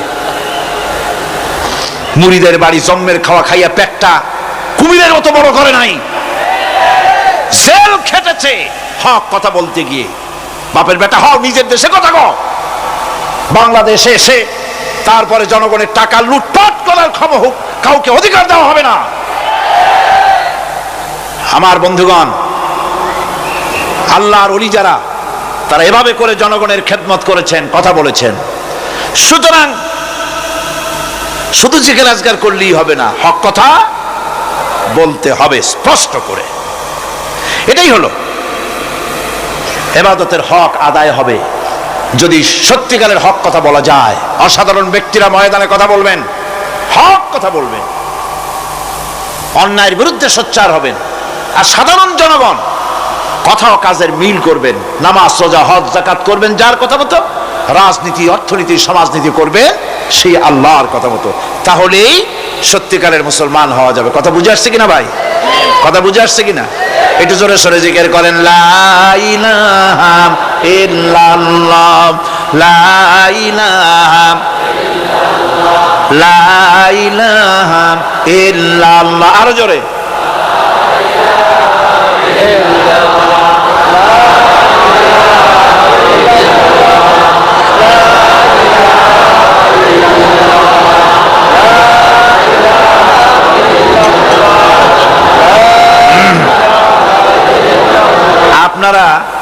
আপনারা যদি মাথা উঠাইয়া দেখতে থাকেন তো কি দেখবেন? মানুষের মাথা টুপি ছাড়া তো কিছুই দেখা যাবে না। কাজেই ওঠা বসা না করে আজকে এক পবিত্র রাত আমরা আল্লাহর কাছে দোয়া করব। আলোচনার আমি এগিয়ে যাচ্ছি। ইবাদত আমাদেরকে বুঝতে হবে। ইবাদত যদি না বুঝি তাহলে মুসলমান বলে দাবি করারও কোনো মূল্য নাই। মানব জন্ম বৃথা। কারণ হচ্ছে আল্লাহ রাব্বুল আলামিন বলেছেন, মা খালাকতুল জিন্না ওয়াল ইনসা ইল্লা লিয়াবুদুন। মানুষ আর জিন জাতিকে আমি সৃষ্টি করেছি আমার গোলামির জন্য। কার গোলামি? ওই গোলামির পূর্ণাঙ্গ নমুনা যদি জানতে চাই, পূর্ণাঙ্গ নমুনা দৃষ্টান্ত লাগবে। কাকে অনুসরণ করব? পূর্ণাঙ্গ ইবাদতের আল্লাহর গোলামির পূর্ণাঙ্গ নমুনার জন্য কোরআনে কারিমে দৃষ্টান্ত সেট করা হয়েছে। হযরত ইব্রাহিম আলাইহিস সালামের আল্লাহ পাক বলেন, ইয ক্বালা লাহু রাব্বুহু আসলিম ক্বালা আসলামতু লিরাব্বিল আলামিন। তার অবস্থা এই ছিল। কার? ইব্রাহিম আলাইহিস সালাম। তার অবস্থা এই ছিল যে তার রব যখন তাকে বললেন আনুগত্য দাসত্বের মস্তককে অবনত করে দাও। তিনি বললেন, আমি আমার বিশ্বপালকের সামনে মাথাটা নত করে দিলাম। সুবহানাল্লাহ, কোন শর্ত ছাড়াই মাথা নিচু করে দিলাম। এই পন্থায়, তিনি যে পন্থাটা অবলম্বন করেছিলেন, এই পন্থায় চলার জন্য তার সন্তানদেরকেও তিনি হুকুম করেছিলেন। ووصى بها إبراهيم ببنيه ويعقوب يا بني إن الله اصطفى لكم الدين فلا تموتن إلا وأنتم مسلمون। ইয়াকুব এবং ইব্রাহিম আলাইহিস সালাম তার সন্তানদেরকে এই উপদেশ দিয়েছিলেন যে তিনি বলেছিলেন, হে আমার সন্তানেরা, আল্লাহ ছাড়া তোমাদের জন্য আল্লাহ পাক এই দ্বীনকে মনোনীত করেছেন। আল্লাহ পাকের আনুগত্য করবে, তার দ্বীনের প্রতি সারেন্ডার করবে। আর খবরদার মুসলমান না হয়ে যেন তোমরা মরে যেও না। মৃত্যু মুসলমান অবস্থায় থাকবে, অর্থাৎ মৃত্যু পর্যন্ত থাকবে কি অবস্থায়? মুসলমান অবস্থায়। أم كنتم شهداء إذ حضر يعقوب الموت إذ قال لبنيه ما تعبدون من بعدي। ইয়াকুব আলাইহিস সালাম তার মৃত্যুর সময় জিজ্ঞেস করেছিলেন, ও আমার সন্তানেরা, আমার মৃত্যুর পরে তোমরা কার ইবাদত করবে, কার গোলামি করবে? তারা জবাব দিলেন, قالوا نعبد إلهك وإله آبائك إبراهيم وإسماعيل وإسحاق إلها واحدا ونحن له মুসলিমুন। নিঃসন্দেহে আমরা ইবাদত করব, গোলামি করব আপনার রবের, আপনার পিতার রবের, এবং আল্লাহর ইবাদত করব। আপনিও আপনার পূর্বপুরুষ ইব্রাহিম, ইসমাইল যে আল্লাহকে ইবাদত করেছে, সে আল্লাহ পাকের ইবাদত আমরা করব এবং তার অনুগত হয়ে থাকব। দাসত্ব এবং পূর্ণাঙ্গ, দাসত্বের গোলামির পূর্ণাঙ্গ নমুনা হচ্ছেন হযরত ইব্রাহিম আলাইহিস সালাম। আল্লাহর গোটা জমিন যখন শিরকের অন্ধকারে ডুবে গিয়েছিল, তখন হযরত ইব্রাহিম আলাইহিস সালাম তাওহীদের আলো জ্বালিয়ে দিয়েছিলেন। এই নিবেদিতদের ইমাম হিসেবে আল্লাহ পাক তাকে ঘোষণা দিলেন। কোরআনে কারীম বলছে, وَإِذَ ابْتَلَى إِبْرَاهِيمَ رَبُّهُ بِكَلِمَاتٍ فَأَتَمَّهُنَّ قَالَ إِنِّي جَاعِلُكَ لِلنَّاسِ إِمَامًا। ইব্রাহিমকে তার রব কয়েকটি বাক্য দিয়ে পরীক্ষা করলেন এবং তিনি সেই পরীক্ষাগুলোতে পাশ করলেন। তখন আল্লাহ রাব্বুল আলামিন তাকে বললেন যে আমি তোমাকে গোটা বিশ্ব মানবতার জন্য, গোটা বিশ্বের সমস্ত মানুষের জন্য আমি তোমাকে নেতা বানাবো। সুবহানাল্লাহি ওয়া বিহামদিহি। প্রথম পরীক্ষা হলো, গতকাল বলেছি, সেই আগুনের পরীক্ষা। সেখানে আল্লাহ পাক তাকে পাশ করালেন, তিনি পাশ করলেন। দ্বিতীয় পরীক্ষা ছিল বিবি এবং নবজাতক সন্তানকে নিয়ে। আল্লাহ হুকুম করলেন, এই বিবি আর বাচ্চারে নিয়ে মরুভূমিতে রেখে আসো। মরুভূমিতে যেখানে ঘর নাই, বাড়ি নাই, সেই জায়গায় বিবি এবং বাচ্চাকে রেখে যাওয়ার সময় তিনি বললেন, রব্বানা ইন্নী আসকানতু মিন যুররিয়াতি বিওয়াদিন গায়রি যী যারইন ইনদা বাইতিকাল মুহাররাম। হায় আল্লাহ রাব্বুল আলামিন, আমি পানি এবং তরুলতাবিহীন এক মরুভূমির ভিতরে আমার বংশের একটি অংশকে এখানে রেখে গেলাম। তোমার ঘরের কাছে পুনর্বাসিত, আমি তাদের কাছে, এই ঘরের কাছে, সম্মানিত ঘরের কাছে রেখে গেলাম। পরীক্ষায় তিনি পাশ করলেন। হযরতে হাজেরা প্রশ্ন করলেন, ইব্রাহিম, পানি নাই, খাবার নাই, মানুষ নাই, ঘর নাই, বাড়ি নাই, মরুভূমির ভিতরে আমাকে আর আমার বাচ্চারে ফেলে রেখে যাচ্ছ কেন? কোনো জবাব নাই। দুইবার তিনবার প্রশ্ন করলেন। এরপরে তিনি আবার প্রশ্ন করলেন, বললেন, ইব্রাহিম, এটা কি আল্লাহর হুকুম নাকি? হযরত ইব্রাহিম আলাইহিস সালাম নিজের কলিজার টুকরা সন্তান আর বিবিকে রেখে যেতেছেন ভারাক্রান্ত মন নিয়ে। তিনি আকাশের দিকে আঙ্গুল উঁচু করে দেখালেন। হযরত হাজেরা বুঝলেন তিনি তো আল্লাহর পয়গম্বর, আমার কোন অপরাধে এভাবে ফেলে যাওয়ার কথা নয়। তিনি বুঝলেন এটা আল্লাহর হুকুম। হযরতে হাজেরা বললেন, ইব্রাহিম রে, নিশ্চিন্ত মনে বাড়ি ফিরে যাও, আমার মনে কোনো চিন্তা নাই, কোনো পেরেশানি আর এখন নাই। আল্লাহর হুকুমেই যদি আমাকে মরুভূমির ভিতরে ফেলে যেয়ে থাকো, তাহলে আমি ওই আল্লাহর প্রতি এতটা ভরসা রাখি যে এই মরুভূমির ভিতরে জল পানি শূন্য, খাদ্য শূন্য জায়গায় আমি আমার বাচ্চাকে আল্লাহ রব্বুল আলামিন না খাওয়াইয়া মারবেন না। দ্বিতীয় পরীক্ষায় পাশ করল। 3 নম্বরে পরীক্ষা হলো, সন্তান বড় হয়ে গেছে, বুদ্ধি হয়েছে, দৌড়াতে পারে। আল্লাহ রাব্বুল আলামিন হুকুম করলেন ছেলেকে জবাহ করো। কত বড় আগুনের পরীক্ষা! কোরআন শরীফ বলছে হযরত ইব্রাহিম আলাইহিস সালাম নিজের ছেলেকে ডেকে নিয়ে বললেন, ইয়া বুনাইয়া ইন্নী আরা ফিল মানামি আন্নী আযবাহুক ফানজুর মাযা তারা। হে আমার কলিজার টুকরা সন্তান, আমি স্বপ্নে দেখেছি যেন আমি তোমাকে জবাহ করতেছি, তোমার রায় কি, তোমার মত কি, আমারে শোনাও। ছেলে পয়গম্বর, ছেলে তার জবাবে বললেন, ইয়া আবাতি ফাআল মা তু'মার সাতাজিদুনি ইনশাআল্লাহু মিনাস সাবিরিন। হে আমার আব্বাজান, আপনি যে ব্যাপারে স্বপ্নের ভিতরে আদিষ্ট হয়েছেন আপনি তা কার্যকরী করুন। আমাকে এতটুকু অধৈর্যের মধ্যে পাবেন না, আমাকে ধৈর্যশীলদের মধ্যে পাবেন। আমারে আপনি আল্লাহর হুকুম পালন করেন। আল্লাহ পাক শোনাচ্ছেন, ফালাম্মা আসলামা ওয়া তাল্লাহু লিল জাবিন। পিতা পুত্র দুজনই রাজি হয়ে গেল। পিতা তার ছেলেকে কাঁধ করে গলার উপরে ছুরি ধরেছেন। আল্লাহ রাব্বুল আলামিন ইসমাইল জবাহ হোক এটা আল্লাহ চান নাই, আল্লাহ চেয়েছেন পরীক্ষা করতে। পরীক্ষায় ইব্রাহিম পাশ হয়ে গেলেন।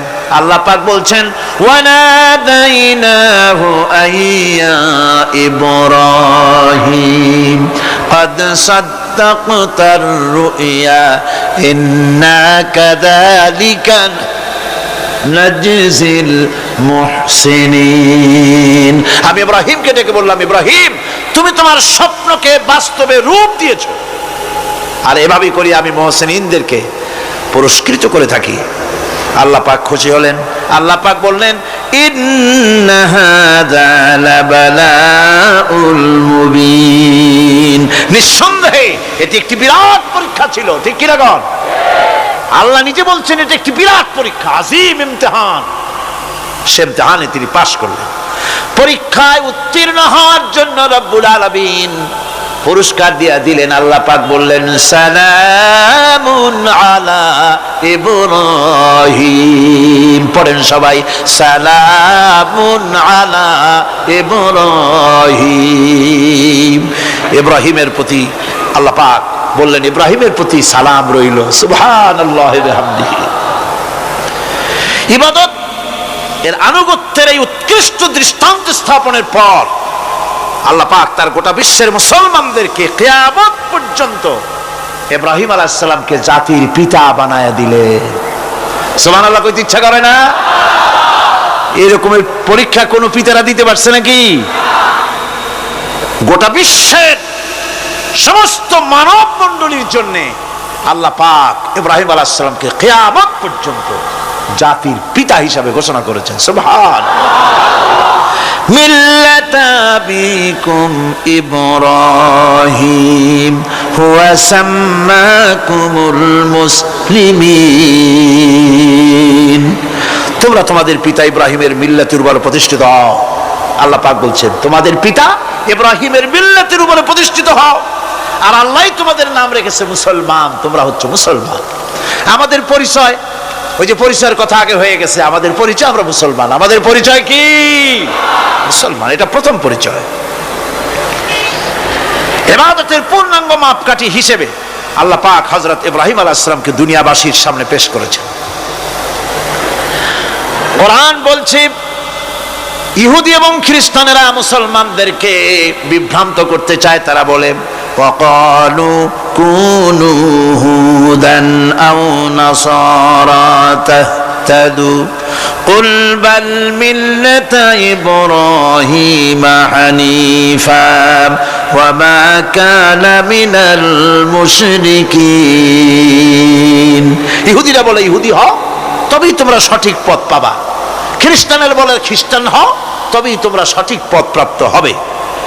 আল্লাহ পাক বলছেন এদের সকলকে বলে দাও বরং তোমরা সব পরিত্যাগ করে মিল্লাতে ইব্রাহিমের ভিতরে শামিল হয়ে যাও। এটাই মুক্তির পথ, এটাই নাজাতের পথ, এটাই আল্লাহর পথ। সুবহানাল্লাহি বিহামদিহি। এমনকি রাসূল করিম সাল্লাল্লাহু আলাইহি ওয়াসাল্লামকে আল্লাহ পাক বলেছেন আনিত্তাবি মিল্লাতা ইব্রাহিম হানিফা, চারদিক থেকে মুখ ফিরিয়ে এনে মিল্লাতে ইব্রাহিমের ভিতরে শামিল হয়ে যাও, তারই অনুসরণ করো। রাসূল করিম সাল্লাল্লাহু আলাইহি ওয়াসাল্লাম ইবাদত বা আনুগত্যের সর্বোৎকৃষ্ট নমুনা হওয়ার কারণে ইব্রাহিম আলাইহিস সালাম সম্পর্কে হুজুর বলেছেন ইন্না ইব্রাহিমা খায়রুল বারিয়া, রাওয়াহু মুসলিম। হুজুর সাল্লাল্লাহু আলাইহি ওয়াসাল্লাম বলেছেন ইব্রাহিম হচ্ছেন জগতের সর্বোত্তম ব্যক্তি। সুবহানাল্লাহ। সুতরাং আমাদেরকে ইবাদতের নমুনা হিসেবে ইব্রাহিম আলাইহিস সালামকেও মানদণ্ড হিসেবে দেখতে হবে যে কিভাবে তিনি সারেন্ডার করেছিলেন আল্লাহ পাকের দরবারে। এখন আমি আপনাদের সামনে বলতে চাই মানুষের জীবনে সবচাইতে বড় দুটি চাহিদা আছে, একটা হচ্ছে খাদ্য আর একটা হচ্ছে নিরাপত্তা। একটা খাদ্য আর একটা কি নিরাপত্তা। পেট ভরে খাইতে চাই আর চোর ডাকাতের উপদ্রব থেকে নিরাপত্তা পেতে চাই। আইন শৃঙ্খলা পরিস্থিতির উপরে যখন পার্লামেন্টে আলোচনা হচ্ছিল আমি তখন বলেছি মাননীয় স্পিকার, আমার দেশের সাধারণ ভোটারদের বড় কোনো আশা আকাঙ্ক্ষা নাই। তারা কোনোদিন বলে না যে আমাদের গুলশানে বাড়ি দিতে হবে সকলের, আমাদেরকে মঙ্গল গ্রহে অফিস বানায় দিতে হবে, পাঁচেরও গাড়ি দিতে হবে, এগুলি তারা দাবি করে না। যারা ভোট দেয় কষ্ট করে মিছিল করে এই সাধারণ জনগণের দাবি হচ্ছে মিনিমাম দাবি, খুবই কম। তাদের দাবি হলো মোটা সুতার কাপড় চাই ইজ্জত ঢাকার জন্য, পেট ভরে খেতে চাই, পোলাও কোরমা বিরিয়ানির দরকার নাই, আর আশ্রয়ের জন্য ছোট্ট একটু ঘর চাই, চোর ডাকাতের উপদ্রব থেকে নিরাপত্তা চাই। কথা ঠিক কিনা? আমি বললাম স্পিকার সাহেব, আজ পর্যন্ত যতগুলি গভর্নমেন্ট এসেছে বাংলাদেশে প্রত্যেকটি গভর্নমেন্ট আমার দেশের জনগণের এই ন্যূনতম দাবি আশা পূরণ করতে ব্যর্থতার পরিচয় দিয়েছে। কেউ পারে নাই। যারাই গেছে তারাই তাদের নিজেদের আখের গোছাবার চেষ্টা করেছেন। সব নিজেকে নিয়ে ব্যস্ত, নিজের লোকদের নিয়ে ব্যস্ত, জনগণ নিয়ে চিন্তা নাই। সুতরাং মানুষের চাহিদা হচ্ছে খাদ্য আর নিরাপত্তা। আমরা কি খাদ্য আর নিরাপত্তা সত্যি কি চাই? চাই। খাদ্য যদি চাই ক্ষুধার সময়, নিরাপত্তা যদি চাই ভীতির সময়, আল্লাহ রাব্বুল আলামিন বলেন কোন গভর্নমেন্ট দিতে পারবে না, দুনিয়ায় কেউ দিতে পারে নাই, পারবেও না। ক্ষুধার সময় যদি খাদ্য চাও, ভীতির সময় যদি নিরাপত্তা লাভ করতে চাও, তাহলে ফালইয়াবুদু রাব্ব হাযাল বাইত, এই ঘরের মালিকের ইবাদত কর। কোন ঘর? কাবা ঘর। বলেন কোন ঘর? কাবা ঘর। কাবা শরীফের মালিকের ইবাদত কর। তাহলে কি হবে? আল্লাযী আত'আমাহুম মিন জু'ইন ওয়া আমানাহুম মিন খাউফ। এই ঘরের মালিকের ইবাদত যদি করো তাহলে ক্ষুধার সময় তিনি তোমাদেরকে খেতে দিবেন আর ভীতির সময় তিনি তোমাদের নিরাপত্তা দান করবেন। এ ওয়াদা কার? চিল্লায় বলেন ওয়াদা কার? আল্লাহ পাকের ওয়াদা বিশ্বাস হলো না, এমনই পোড়া কপালের মুসলমান। নির্বাচন যখন আসলো, সলিমউদ্দিন সাহেব আসতেন মঞ্চের উপরে, পরিচয় করানো হচ্ছে। এতক্ষণ আপনারা যার বক্তৃতা শোনার জন্য দ্বীপ্রহরের রৌদ্রে কষ্ট করতেছিলেন, এখন সেই সংগ্রামী জননায়ক বিপ্লবী সন্তান তিনি এখন আপনাদের সামনে বক্তব্য রাখবেন। উনি দাঁড়ায় বললেন, ভাইয়ারা আমার, বোনের আমার, আমি এবার বোতল মার্কা বাক্স নিয়ে দাঁড়াইছে, আমারে সকলে মিলে ভোট দেন, এবার যদি ক্ষমতায় যেতে পারি না খাইয়া কেউ মরবেন না। কিন্তু কি খাইয়া মরবে তাও কয় না। মানুষেরা এই কথাগুলি বিশ্বাস করলার সমানে ভোট দিল। হায় রে কপাল! আল্লাহ বললেন আমার ইবাদত কর, আমার গোলামি কর জীবনের সব জায়গায়, তাহলে ক্ষুধার সময় খাইতে পারবি আর ভীতির সময় নিরাপত্তা পাবি। আল্লাহর কথাটা বিশ্বাস হইল না। এই নামাজ পড়ার মুসলমানের দাম আছে, কম দাম আছে? এ রোজা খাওয়ার দাম আছে? এ মুসলমান দাবি করার দাম আছে? আল্লাহ রাব্বুল আলামিন তিনি পরিষ্কার করে বলছেন এই ঘরের মালিকের ইবাদত করো, তিনি ক্ষুধার সময়ে খেতে দিবেন আর তিনি তোমাদেরকে ভীতির সময় নিরাপত্তা দান করবেন। চাউলের অভাব হবে না, পাটের অভাব হবে না, খাদ্যের অভাব হবে না, কারণ দুটি জিনিস যদি তোমরা করতে পারো খাবারের অভাব হবে না। ওয়ালাউ আন্না আহলাল কুরা আমানু ওয়াত্তাকাউ লাফাতাহনা আলাইহিম বারাকাতিম মিনাস সামাই ওয়াল আরদ। দেশের লোকেরা, জনপদের লোকেরা যদি দুইটা কাজ করে, এক নম্বরে হলো আমার উপরে ঈমান আনবে, দুই নম্বরে হলো আমাকে ভয় করার নীতি অবলম্বন করে যদি চলে, তাহলে ওই দেশের মানুষের জন্য আকাশ আর জমিনের সব বরকতের দরজা আমি আল্লাহ খুলে দেব। আল্লাহর ওয়াদা। আল্লাহ পাকের নিকট মানুষের সবচাইতে বড় দাবি কি? আল্লাহর কাছে মানুষের সবচাইতে বড় দাবি কি করতে পারেন? পারেন না। আল্লাহ পাকের কাছে মানুষের শ্রেষ্ঠ দাবিটা আল্লাহ নিজেই শিখাই দিয়েছেন। আমার কাছে দাবি কর, ইহদিনাস সিরাতাল মুস্তাকিম। আয় আল্লাহ, একটা সোজা একটা সরল রাস্তা আমারে দাও, একটা সহজ পথ আমারে দাও। এই কথা সূরা ফাতিহা দাবি করার পর আল্লাহ রাব্বুল আলামিন এই অভিনন্দনের জবাবে, 7টা বাক্যের অভিনন্দনের জবাবে আল্লাহ রাব্বুল আলামিন 30 পারা কোরআন শরীফ নাজিল করে দিলেন। সূরা ফাতিহার এই সওয়ালের জবাবে আল্লাহ পাক বললেন ওয়া আনি'বুদুনি হাযা সিরাতুম মুস্তাকিম। সোজা রাস্তা চাও, আমার গোলামি করো, ইবাদত করো। সব জায়গায় ইবাদত, গোলামি করাই লাগবে। আমার কাছে সোজা রাস্তা চাও, সোজা রাস্তা হলো আমার গোলামি করা। কার গোলামি? বেহেশতে যেতে চান? আমি আস্তে জিগাইলাম বলে আপনারাও আস্তে জবাব দিলেন। বেহেশতে যেতে চান? সুবহানাল্লাহ। এমন কোন মানুষ আছে নাকি যে বেহেশতে যেতে চায় না? মদ খোর যাইতে চায়। সবাই, আমরা সবাই বেহেশতের আশা করি, ঠিক কিনা? আল্লাহ রাব্বুল আলামিন বলেন বেহেশতে যদি যেতে চাও তাহলেও ইবাদত করা লাগবে, ইবাদত ছাড়া জান্নাতে যাওয়া যাবে না। ফাদখুলি ফি ইবাদি ওয়াদখুলি জান্নাতি। সর্বপ্রথম আমার বান্দার মধ্যে দাখিল হয়ে যা, আমার গোলামির মধ্যে দাখিল হওয়া, আমার গোলাম হয়, এরপরে আমার জান্নাতে চলে যা। আগে গোলাম হবি, তারপরে কোথায় যাবি? জান্নাতে যাবে। আগে গোলাম হ, আগে গোলামির খাতায় নাম লেখা, আগে সত্যিকারের আমার বান্দা হ, গোলাম, এরপরে জান্নাতে যাওয়া যাবে। জান্নাতে যাইয়া আল্লাহর সাথে কি দেখা করতে চাই? আল্লাহর সাথে দেখা করতে চাই। আল্লাহ রাব্বুল আলামিন বলেন ফামান কানা ইয়ারজু লিকা রাব্বিহি ফালইআমাল আমালান সালিহান ওয়া লা ইউশরিক বিইবাদাতি রাব্বিহি আহাদা।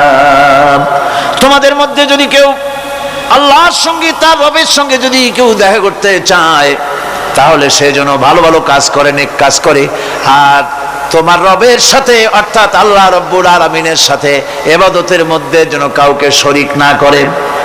শিরক যদি না করো, খাঁটি গোলাম, খাঁটি বান্দায় যদি পরিণত হতে পারো, কিয়ামতের দিন আল্লাহ রাব্বুল আলামিনের সঙ্গে দিদার নসিব হয়ে যাবে। এই গোলামি করব কতদিন? কতদিন গোলামি করব? এই প্রশ্নের জবাবে আল্লাহ রাব্বুল আলামিন কোরআনে কারীমের মধ্যে জবাব দিয়ে দিয়েছেন ওয়া'বুদ রাব্বাকা হাত্তা ইয়াতিয়াকাল ইয়াকিন। মানে মৃত্যু পর্যন্ত, যতক্ষণ না নাক দিয়ে শেষ প্রশ্বাসটি নিঃশ্বাসটি বেরিয়ে যাচ্ছে, ততক্ষণ পর্যন্ত আনুগত্য গোলামি সবটা হবে কার? জোরে চিল্লা এখন কার? এই গোলামি জীবনের সব ক্ষেত্রে করতে পারলে আমরা মুসলমান, আর করতে না পারলে মুসলমান নামে মুনাফিক। না পারলে কি? মুনাফিক। বন্ধুগণ, ইয়াকা নাবুদু পর্যন্ত বলে ওয়া ইয়াকা নাস্তাইনের কথাটা শোনাচ্ছি। সূরা ফাতিহার ভিতরে আমরা পড়ি, পড়েন আমার সাথে, ইয়াকা নাবুদু ওয়া ইয়াকা নাস্তাইন।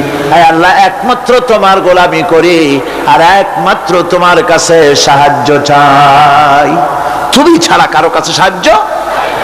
এটা কি ঠিক? এটা কি আমাদের মনের কথা, ইমানের কথা? আল্লাহ করুন, আল্লাহ করুন, বলি আমিন। হাদিস শরীফে বলা হয়েছে, ইজা সাআলতা ফাসআলিল্লাহ ওয়া ইজা ইসতাআনতা ফাসতাইন বিল্লাহ। কিছু চাইতে হলে আল্লাহর কাছে চাও, কিছু বলতে হলে, ভিক্ষা করতে হলে আল্লাহর কাছেই ভিক্ষা করো। কার কাছে ভিক্ষা করবেন? আল্লাহর কাছে বলুন। আমার বন্ধুগণ, আমি আমার ঈমান থেকে কথা বলি, আমি আমার ঈমান থেকে কথা বলি। কোরআন এবং হাদিস পড়ে যতটুকু আল্লাহ বোঝার তৌফিক দিয়েছেন সেই কথাগুলি পেশ করার জন্য চেষ্টা করি। বন্ধুগণ, এদিক ওদিক কোনো দিকে না ঘুরে মসজিদে যান, মসজিদে গিয়ে নামাজ পড়েন, আর আল্লাহর কাছে হাত পেতে আল্লাহরে বলেন। সেজদা গিয়া যখন রব্বুল আলামিনের দরবারে কিছু চাইবেন, হুজুরের কাছে জিজ্ঞেস করা হয়েছে, হুজুর, বান্দা কখন আল্লাহর নিকটবর্তী হয়ে যায়? আল্লাহর নবী বলেছেন, বান্দা যখন সেজদা দেয় তখন বান্দা একেবারে আল্লাহ পাকের কাছে চলে যায়। আল্লাহর কাছে চান যা দরকার, ছেলে নাই, মেয়ে নাই, বউ নাই, অথবা চাকরি নাই, প্রমোশন চাই, ব্যবসায় উন্নতি চাই, যা দরকার কাকে বলবেন? মনটাকে পরিষ্কার করুন, আজকে মনটাকে সাফ করুন, সমস্ত দুর্বলতা থেকে মনকে উঠায় আনো, বিশ্বাস করুন, যা চাওয়ার, যা বলার সবটা আল্লাহর কাছে। কার কাছে? আমি তার গোলাম। আমি কার গোলাম? আল্লাহ ছাড়া কারো কাছে আমার অভিযোগ তুলবো না, সবটা বলবো আল্লাহর কাছে। বলে দেখেন, বলে দেখেন আল্লাহ পাক কিভাবে আপনাকে সাহায্য করেন। সুবহানাল্লাহ। ভাইরা আমার, আল্লাহ রাব্বুল আলামিন রাসূল করিম সাল্লাল্লাহু আলাইহি ওয়াসাল্লামকে বলেছেন, ফাইদা ফারাগতা ফানসাব ওয়া ইলা রাব্বিকা ফারগাব। যখন তুমি খালি হাত হয়ে যাবে, দাঁড়িয়ে যাবে এবং তোমার রবের কাছে মিনতি জানাবে, কিছু যখন থাকবে না, তোমার রবের কাছে দাঁড়ায় যাও আর তার কাছে মিনতি জানাও, তোমাকে আল্লাহ ভরপুর করে দিবেন। ভান্ডের কোনো অভাব নাই। আমাদের ভান্ড হচ্ছে যত দেব তত কমবে, আর আল্লাহর ভান্ড যত দেয় তত সমান সমান থাকে, মোটেই কমে না, মোটেই কমে না। সুতরাং দয়াল বাবা, বাবাজান, কেবলাজান বাবা কি যে কবে আর কি করবে দিশা করতে পারে না। গান বাজনা, তারপরে গোসল শরীফ, কি জানি হাবিজাবি শরীফ, কোন শেষ বেদাত দিয়ে ভরে গেছে। এগুলি বিশ্বাস করবেন না, বিদআত খারাফা, এর সাথে মুসলমানের কোনো সম্পর্ক নাই। গান বাজনার সাথে মুসলমানের কোনো সম্পর্ক।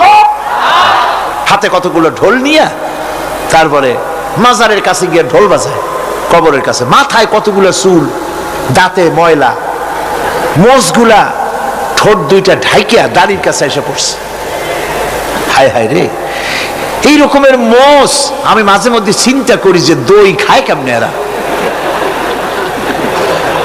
গাঁজা মদ খাইয়া এগুলো মাজার মধ্যে গিয়ে পড়ে থাকে, আর কি জানি আছে ওইটারে ঘষে এলো আর বলে মদিনা যাব কেমনে, মদিনা যাব কেমন। তুই মদিনা যাবি কেমনে? মদ খেয়ে গাঁজা খেয়ে তুই যাবি মদিনা? একটা কথা হইলো? তোর নাপাক কদম আল্লাহ পাকের আরদে মুকাদ্দাসে উঠতে পারে না।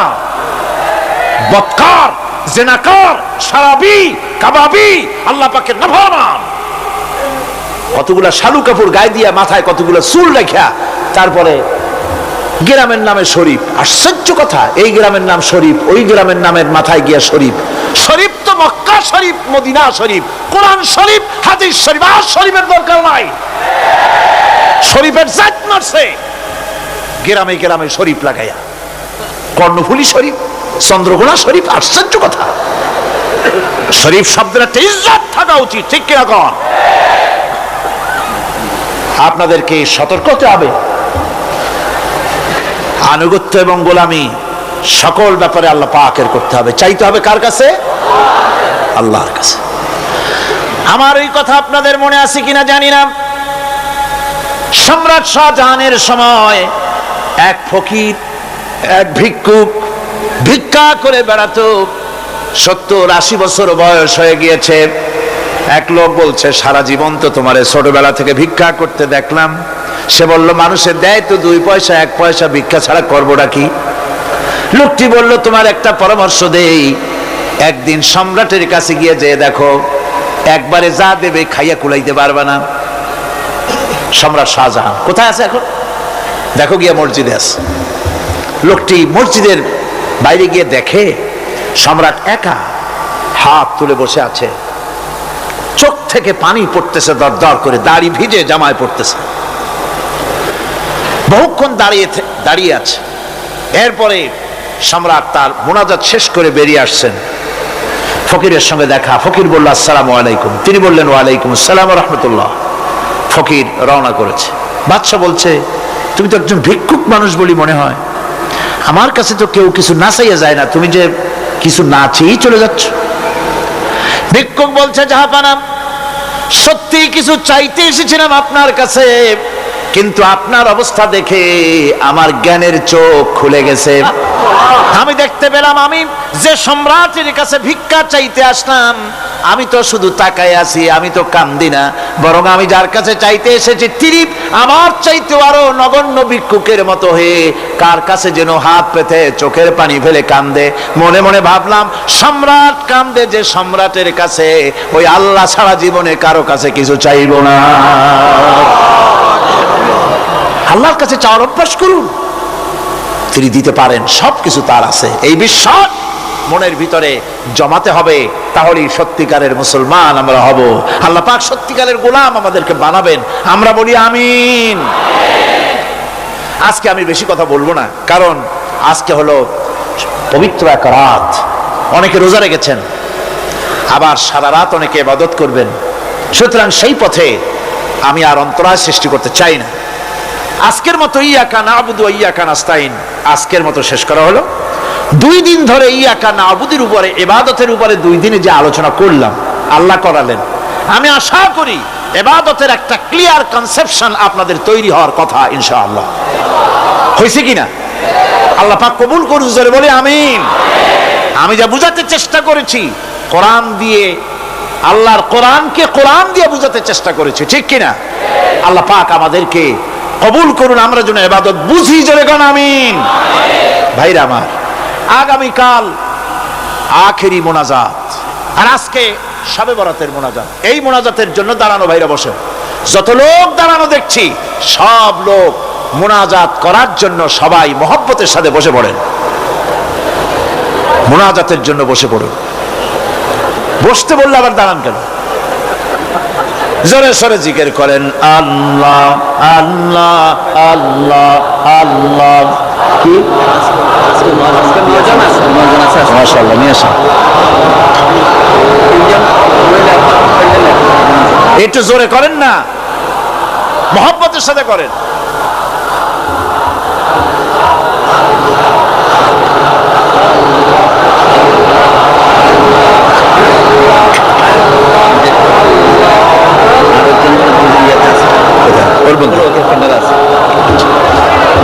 আলহামদুলিল্লাহ, কোন আলহামদুলিল্লাহ। আজকের পবিত্র রজনীতে 9 জন ইসলাম কবুল করার জন্য মঞ্চে চলে এসেছেন।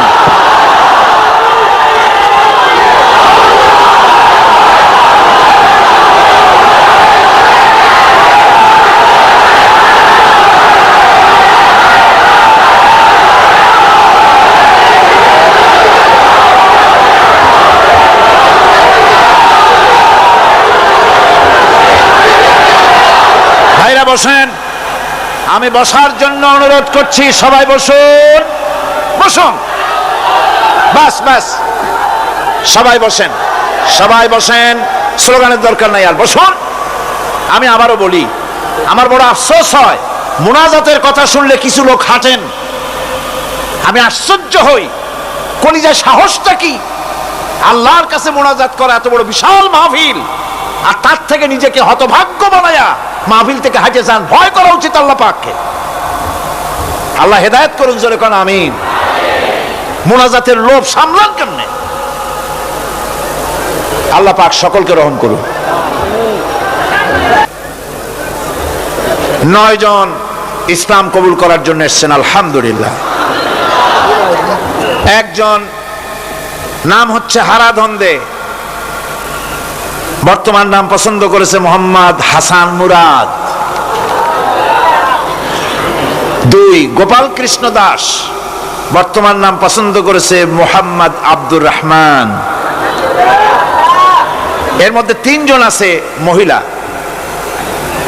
যারা মহিলা প্যান্ডেলের মধ্যে আছেন। চন্দনা রানী দাস, বর্তমান নাম পছন্দ করেছেন মুসাম্মাত রাবেয়া খাতুন। আল্লাহ সত্যি রাবেয়ার মতো বানায় দিন। অঞ্জনা দাস, বর্তমান নাম পছন্দ করেছেন মুসাম্মাত ফারজানা ইয়াসমিন। চিনু রানী দাস, বর্তমান নাম পছন্দ করেছেন মুসাম্মাত জান্নাতুল ফেরদাউস। মাশাআল্লাহ।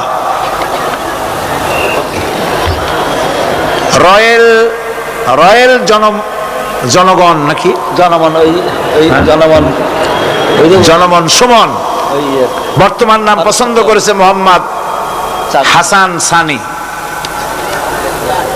পলাশ তালুকদার, বর্তমান নাম পছন্দ করেছে মোহাম্মদ আব্দুর রহিম। মাখন চন্দ্র পাল, বর্তমান নাম পছন্দ করেছে মোহাম্মদ জাহাঙ্গীর আলম। 9 নম্বর স্বপ্না, বর্তমান নাম পছন্দ করেছে খাদিজা বেগম। যেসব মহিলা, 3 জন মহিলা আপনারা ইসলাম কবুল করবেন, আপনারা প্যান্ডেলের ভিতরে, মহিলা প্যান্ডেলের মধ্যে আমি এখন যা বলতেছি আপনারা আমার সাথে তা উচ্চারণ করবেন। আর আপনারা আমার কাছে আসেন, সবাই কাছে আসেন, কাছে, সব একদম কাছে আসেন, হাত দেন।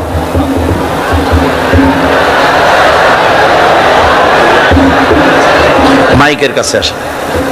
বিসমিল্লাহির রহমানির রহিম। লা ইলাহা ইল্লাল্লাহু মুহাম্মাদুর রাসূলুল্লাহ। আল্লাহ ছাড়া কোনো ইলাহ নাই, মাবুদ নাই, উপাস্য নাই। মুহাম্মদ সাল্লাল্লাহু আলাইহি ওয়াসাল্লাম আল্লাহর প্রেরিত রাসূল। আশহাদু আন লা ইলাহা ইল্লাল্লাহু ওয়াহদাহু লা শারীকা লাহু ওয়া আশহাদু আন্না মুহাম্মাদান আবদুহু ওয়া রাসূলুহু। আমি সাক্ষ্য দিচ্ছি আল্লাহ ছাড়া কোনো উপাস্য নাই, মাবুদ নাই, ইলাহ নাই। তিনি এক, তিনি একক, তিনি নিরঙ্কুশ, তার কোনো অংশীদার নাই। আমি আরো সাক্ষ্য দিচ্ছি মুহাম্মদ সাল্লাল্লাহু আলাইহি ওয়াসাল্লাম আল্লাহর প্রেরিত বান্দা এবং তার রাসূল। সকলকে বলো আসসালামু আলাইকুম। সবাই সালামের জবাব দিন। দাঁড়াও, দাঁড়িয়ে থাকো। আমি এই বিশাল জনসমুদ্রের পক্ষ থেকে, তাওহীদি জনতার পক্ষ থেকে এই নতুন ভাইদেরকে বুকে আলিঙ্গন করে আমি তাদেরকে সম্মানিত করছি। আল্লাহ পাক তাদের প্রতি রহম করুন, আমরা সবাই বলি আমিন। তারা আমাদের তাওহীদবাদী মুসলমান ভাই, এদের সাথে আমাদের সম্পর্ক কি? তোমরা নামাজ পড়বে ঠিক মতো, 5 ওয়াক্ত নামাজ ঠিকভাবে আদায় করবে, কোরআন শরীফ শিখবে, ইসলামকে জানবে। শুধুমাত্র কলেমা পড়ে মুসলমান হলেই মুসলমান হওয়া যায় না, এই কথাগুলি যেন মনে থাকে। নামাজ 5 ওয়াক্ত সঠিকভাবে আদায় করতে হবে। আল্লাহ যেন খাঁটি মুসলমান ওনাদের বানান। সকলে বানা আমিন।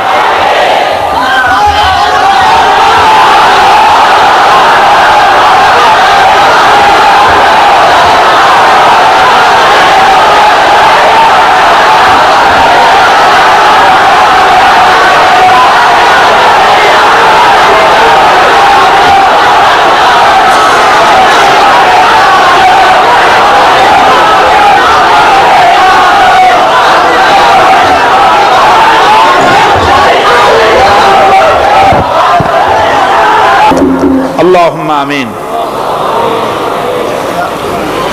ربنا ظلمنا أنفسنا وإن لم تغفر لنا وترحمنا لنكونن من الخاسرين ربنا لا تزغ قلوبنا بعد إذ هديتنا وهب لنا من لدنك رحمة إنك أنت الوهاب আয় আল্লাহ তাআলা পবিত্র কোরআনে কারীমের তাফসীরের মাহফিলের আজকের এই চতুর্থ রজনীতে আয় আল্লাহ আমরা তোমার দরবারে গুনার বোঝা নিয়ে তোমার দরবারে হাত তুলেছি। মেহেরবানি করে আমাদের আলোচনার সওয়াব দুরূদ ও সালাম এর সওয়াব রাসূল করিম সাল্লাল্লাহু আলাইহি ওয়াসাল্লামের রূহ মুবারকে পৌঁছায় দাও রব্বুল আলামিন। আমাদের মধ্য থেকে যাদের মা বাপ দুনিয়া থেকে বিদায় হয়ে গেছে, আয় আল্লাহ কোন অবস্থায় আছে জানি না, রব্বুল আলামিন আজকের এই পবিত্র রজনীতে তোমার দরবারে হাত তুলেছি, আমাদের মা বাপের গুনাহ খাতা মাফ করে দাও রব্বুল আলামিন। মা বাপের কবরগুলিকে জান্নাতের টুকরায় পরিণত করে দাও। রব্বির হামহুমা কামা রব্বায়ানি সগীরা। পড়েন সবাই, রব্বির হামহুমা কামা রব্বায়ানি সগীরা। হে আল্লাহ তাআলা, জীবনে গুনাহ করে করে জীবনটারে আমরা নষ্ট করে ফেলেছি। মাবুদ গো, মেহেরবানি করে আমাদের तमाम জিন্দেগির গুনাহ খাতা মাফ করে দাও। আমাদের দাদা দিনা নানি আত্মীয় স্বজন পাড়া প্রতিবেশী, আমাদের পীর ওস্তাদ, আমাদের মুর্শিদ, আমাদের বন্ধু বান্ধব যারা মারা গেল, কবরগুলিকে জান্নাতের টুকরা বানাইয়া দাও রব্বুল আলামিন। তোমার হাবিব বলেছেন 3000 বছর বসে জাহান্নামের আগুন উত্তপ্ত করা হয়েছে। রক্ত মাংসের শরীর নিয়ে জাহান্নামের আগুন সহ্য করতে পারবো না বাবু, তুমি দয়া করে মেহেরবানি করে জাহান্নামের আগুন আমাদের জন্য হারাম বানাইয়া দাও। আয় আল্লাহ তাআলা, আমাদের মা বাপ, আমাদের স্ত্রী পুত্র পরিজন যারা মারা গেছে, সকলের জন্য জাহান্নামের আগুন হারাম বানাইয়া দাও রব্বুল আলামিন। আমাদেরকে তোমার খাঁটি গোলামদের মধ্যে শামিল করে নাও। আয় আল্লাহ তাআলা, রব্বুল আলামিন কিয়ামতের ময়দানে যেদিন পায়ের নিচে হবে তোমার মতো মাটি, আর মাথার উপরে প্রকাণ্ড সূর্যের কিরণ হবে, মাথাটা ফেটে গিয়ে, মাথার চান্দি ফেটে গিয়া মগজগুলি গলে গলে নাক কান দিয়ে বেয়ে পড়তে লাগবে, জিহ্বাটা কুকুরের মতো ঝুলে নাভিস্থল পর্যন্ত পড়ে যাবে।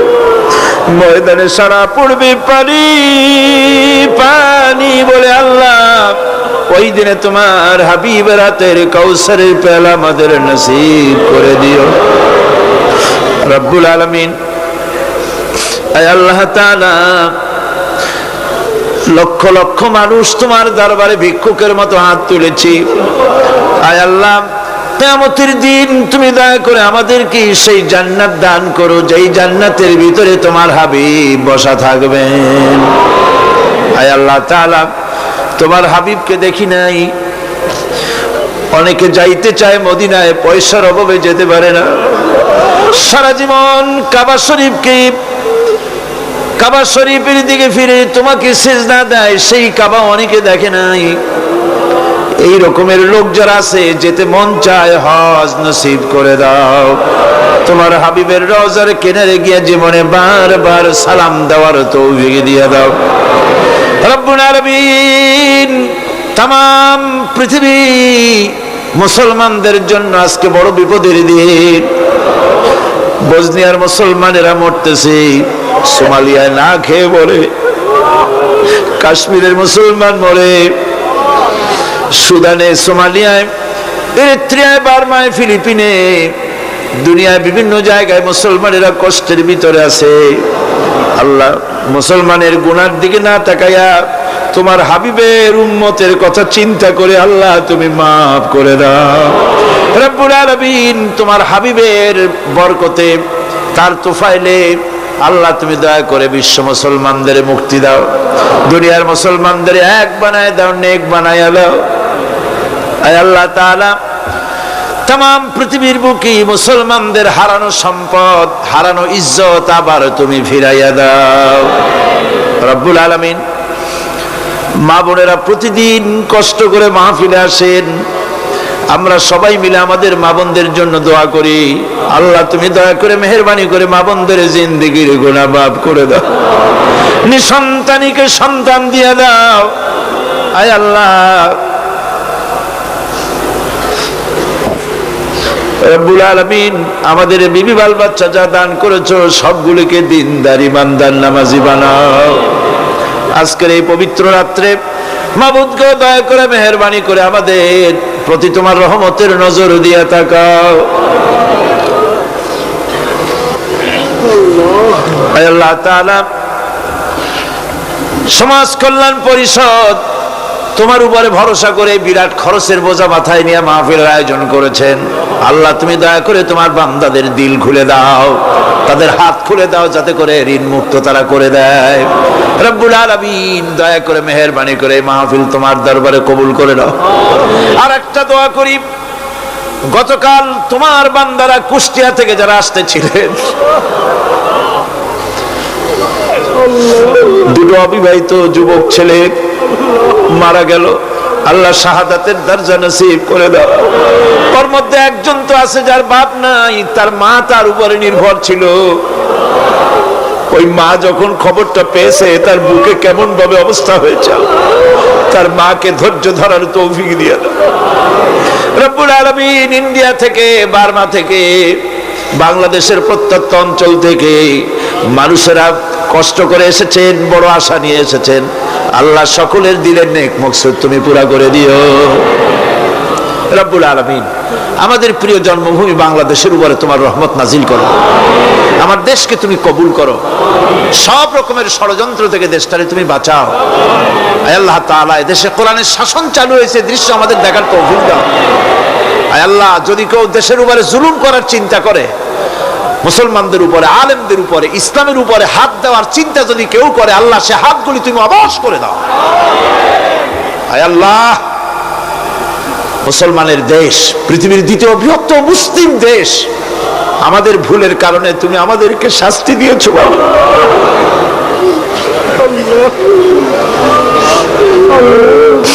আমাদেরকে মাফ করে দাও, আমাদেরকে ক্ষমা করে দাও,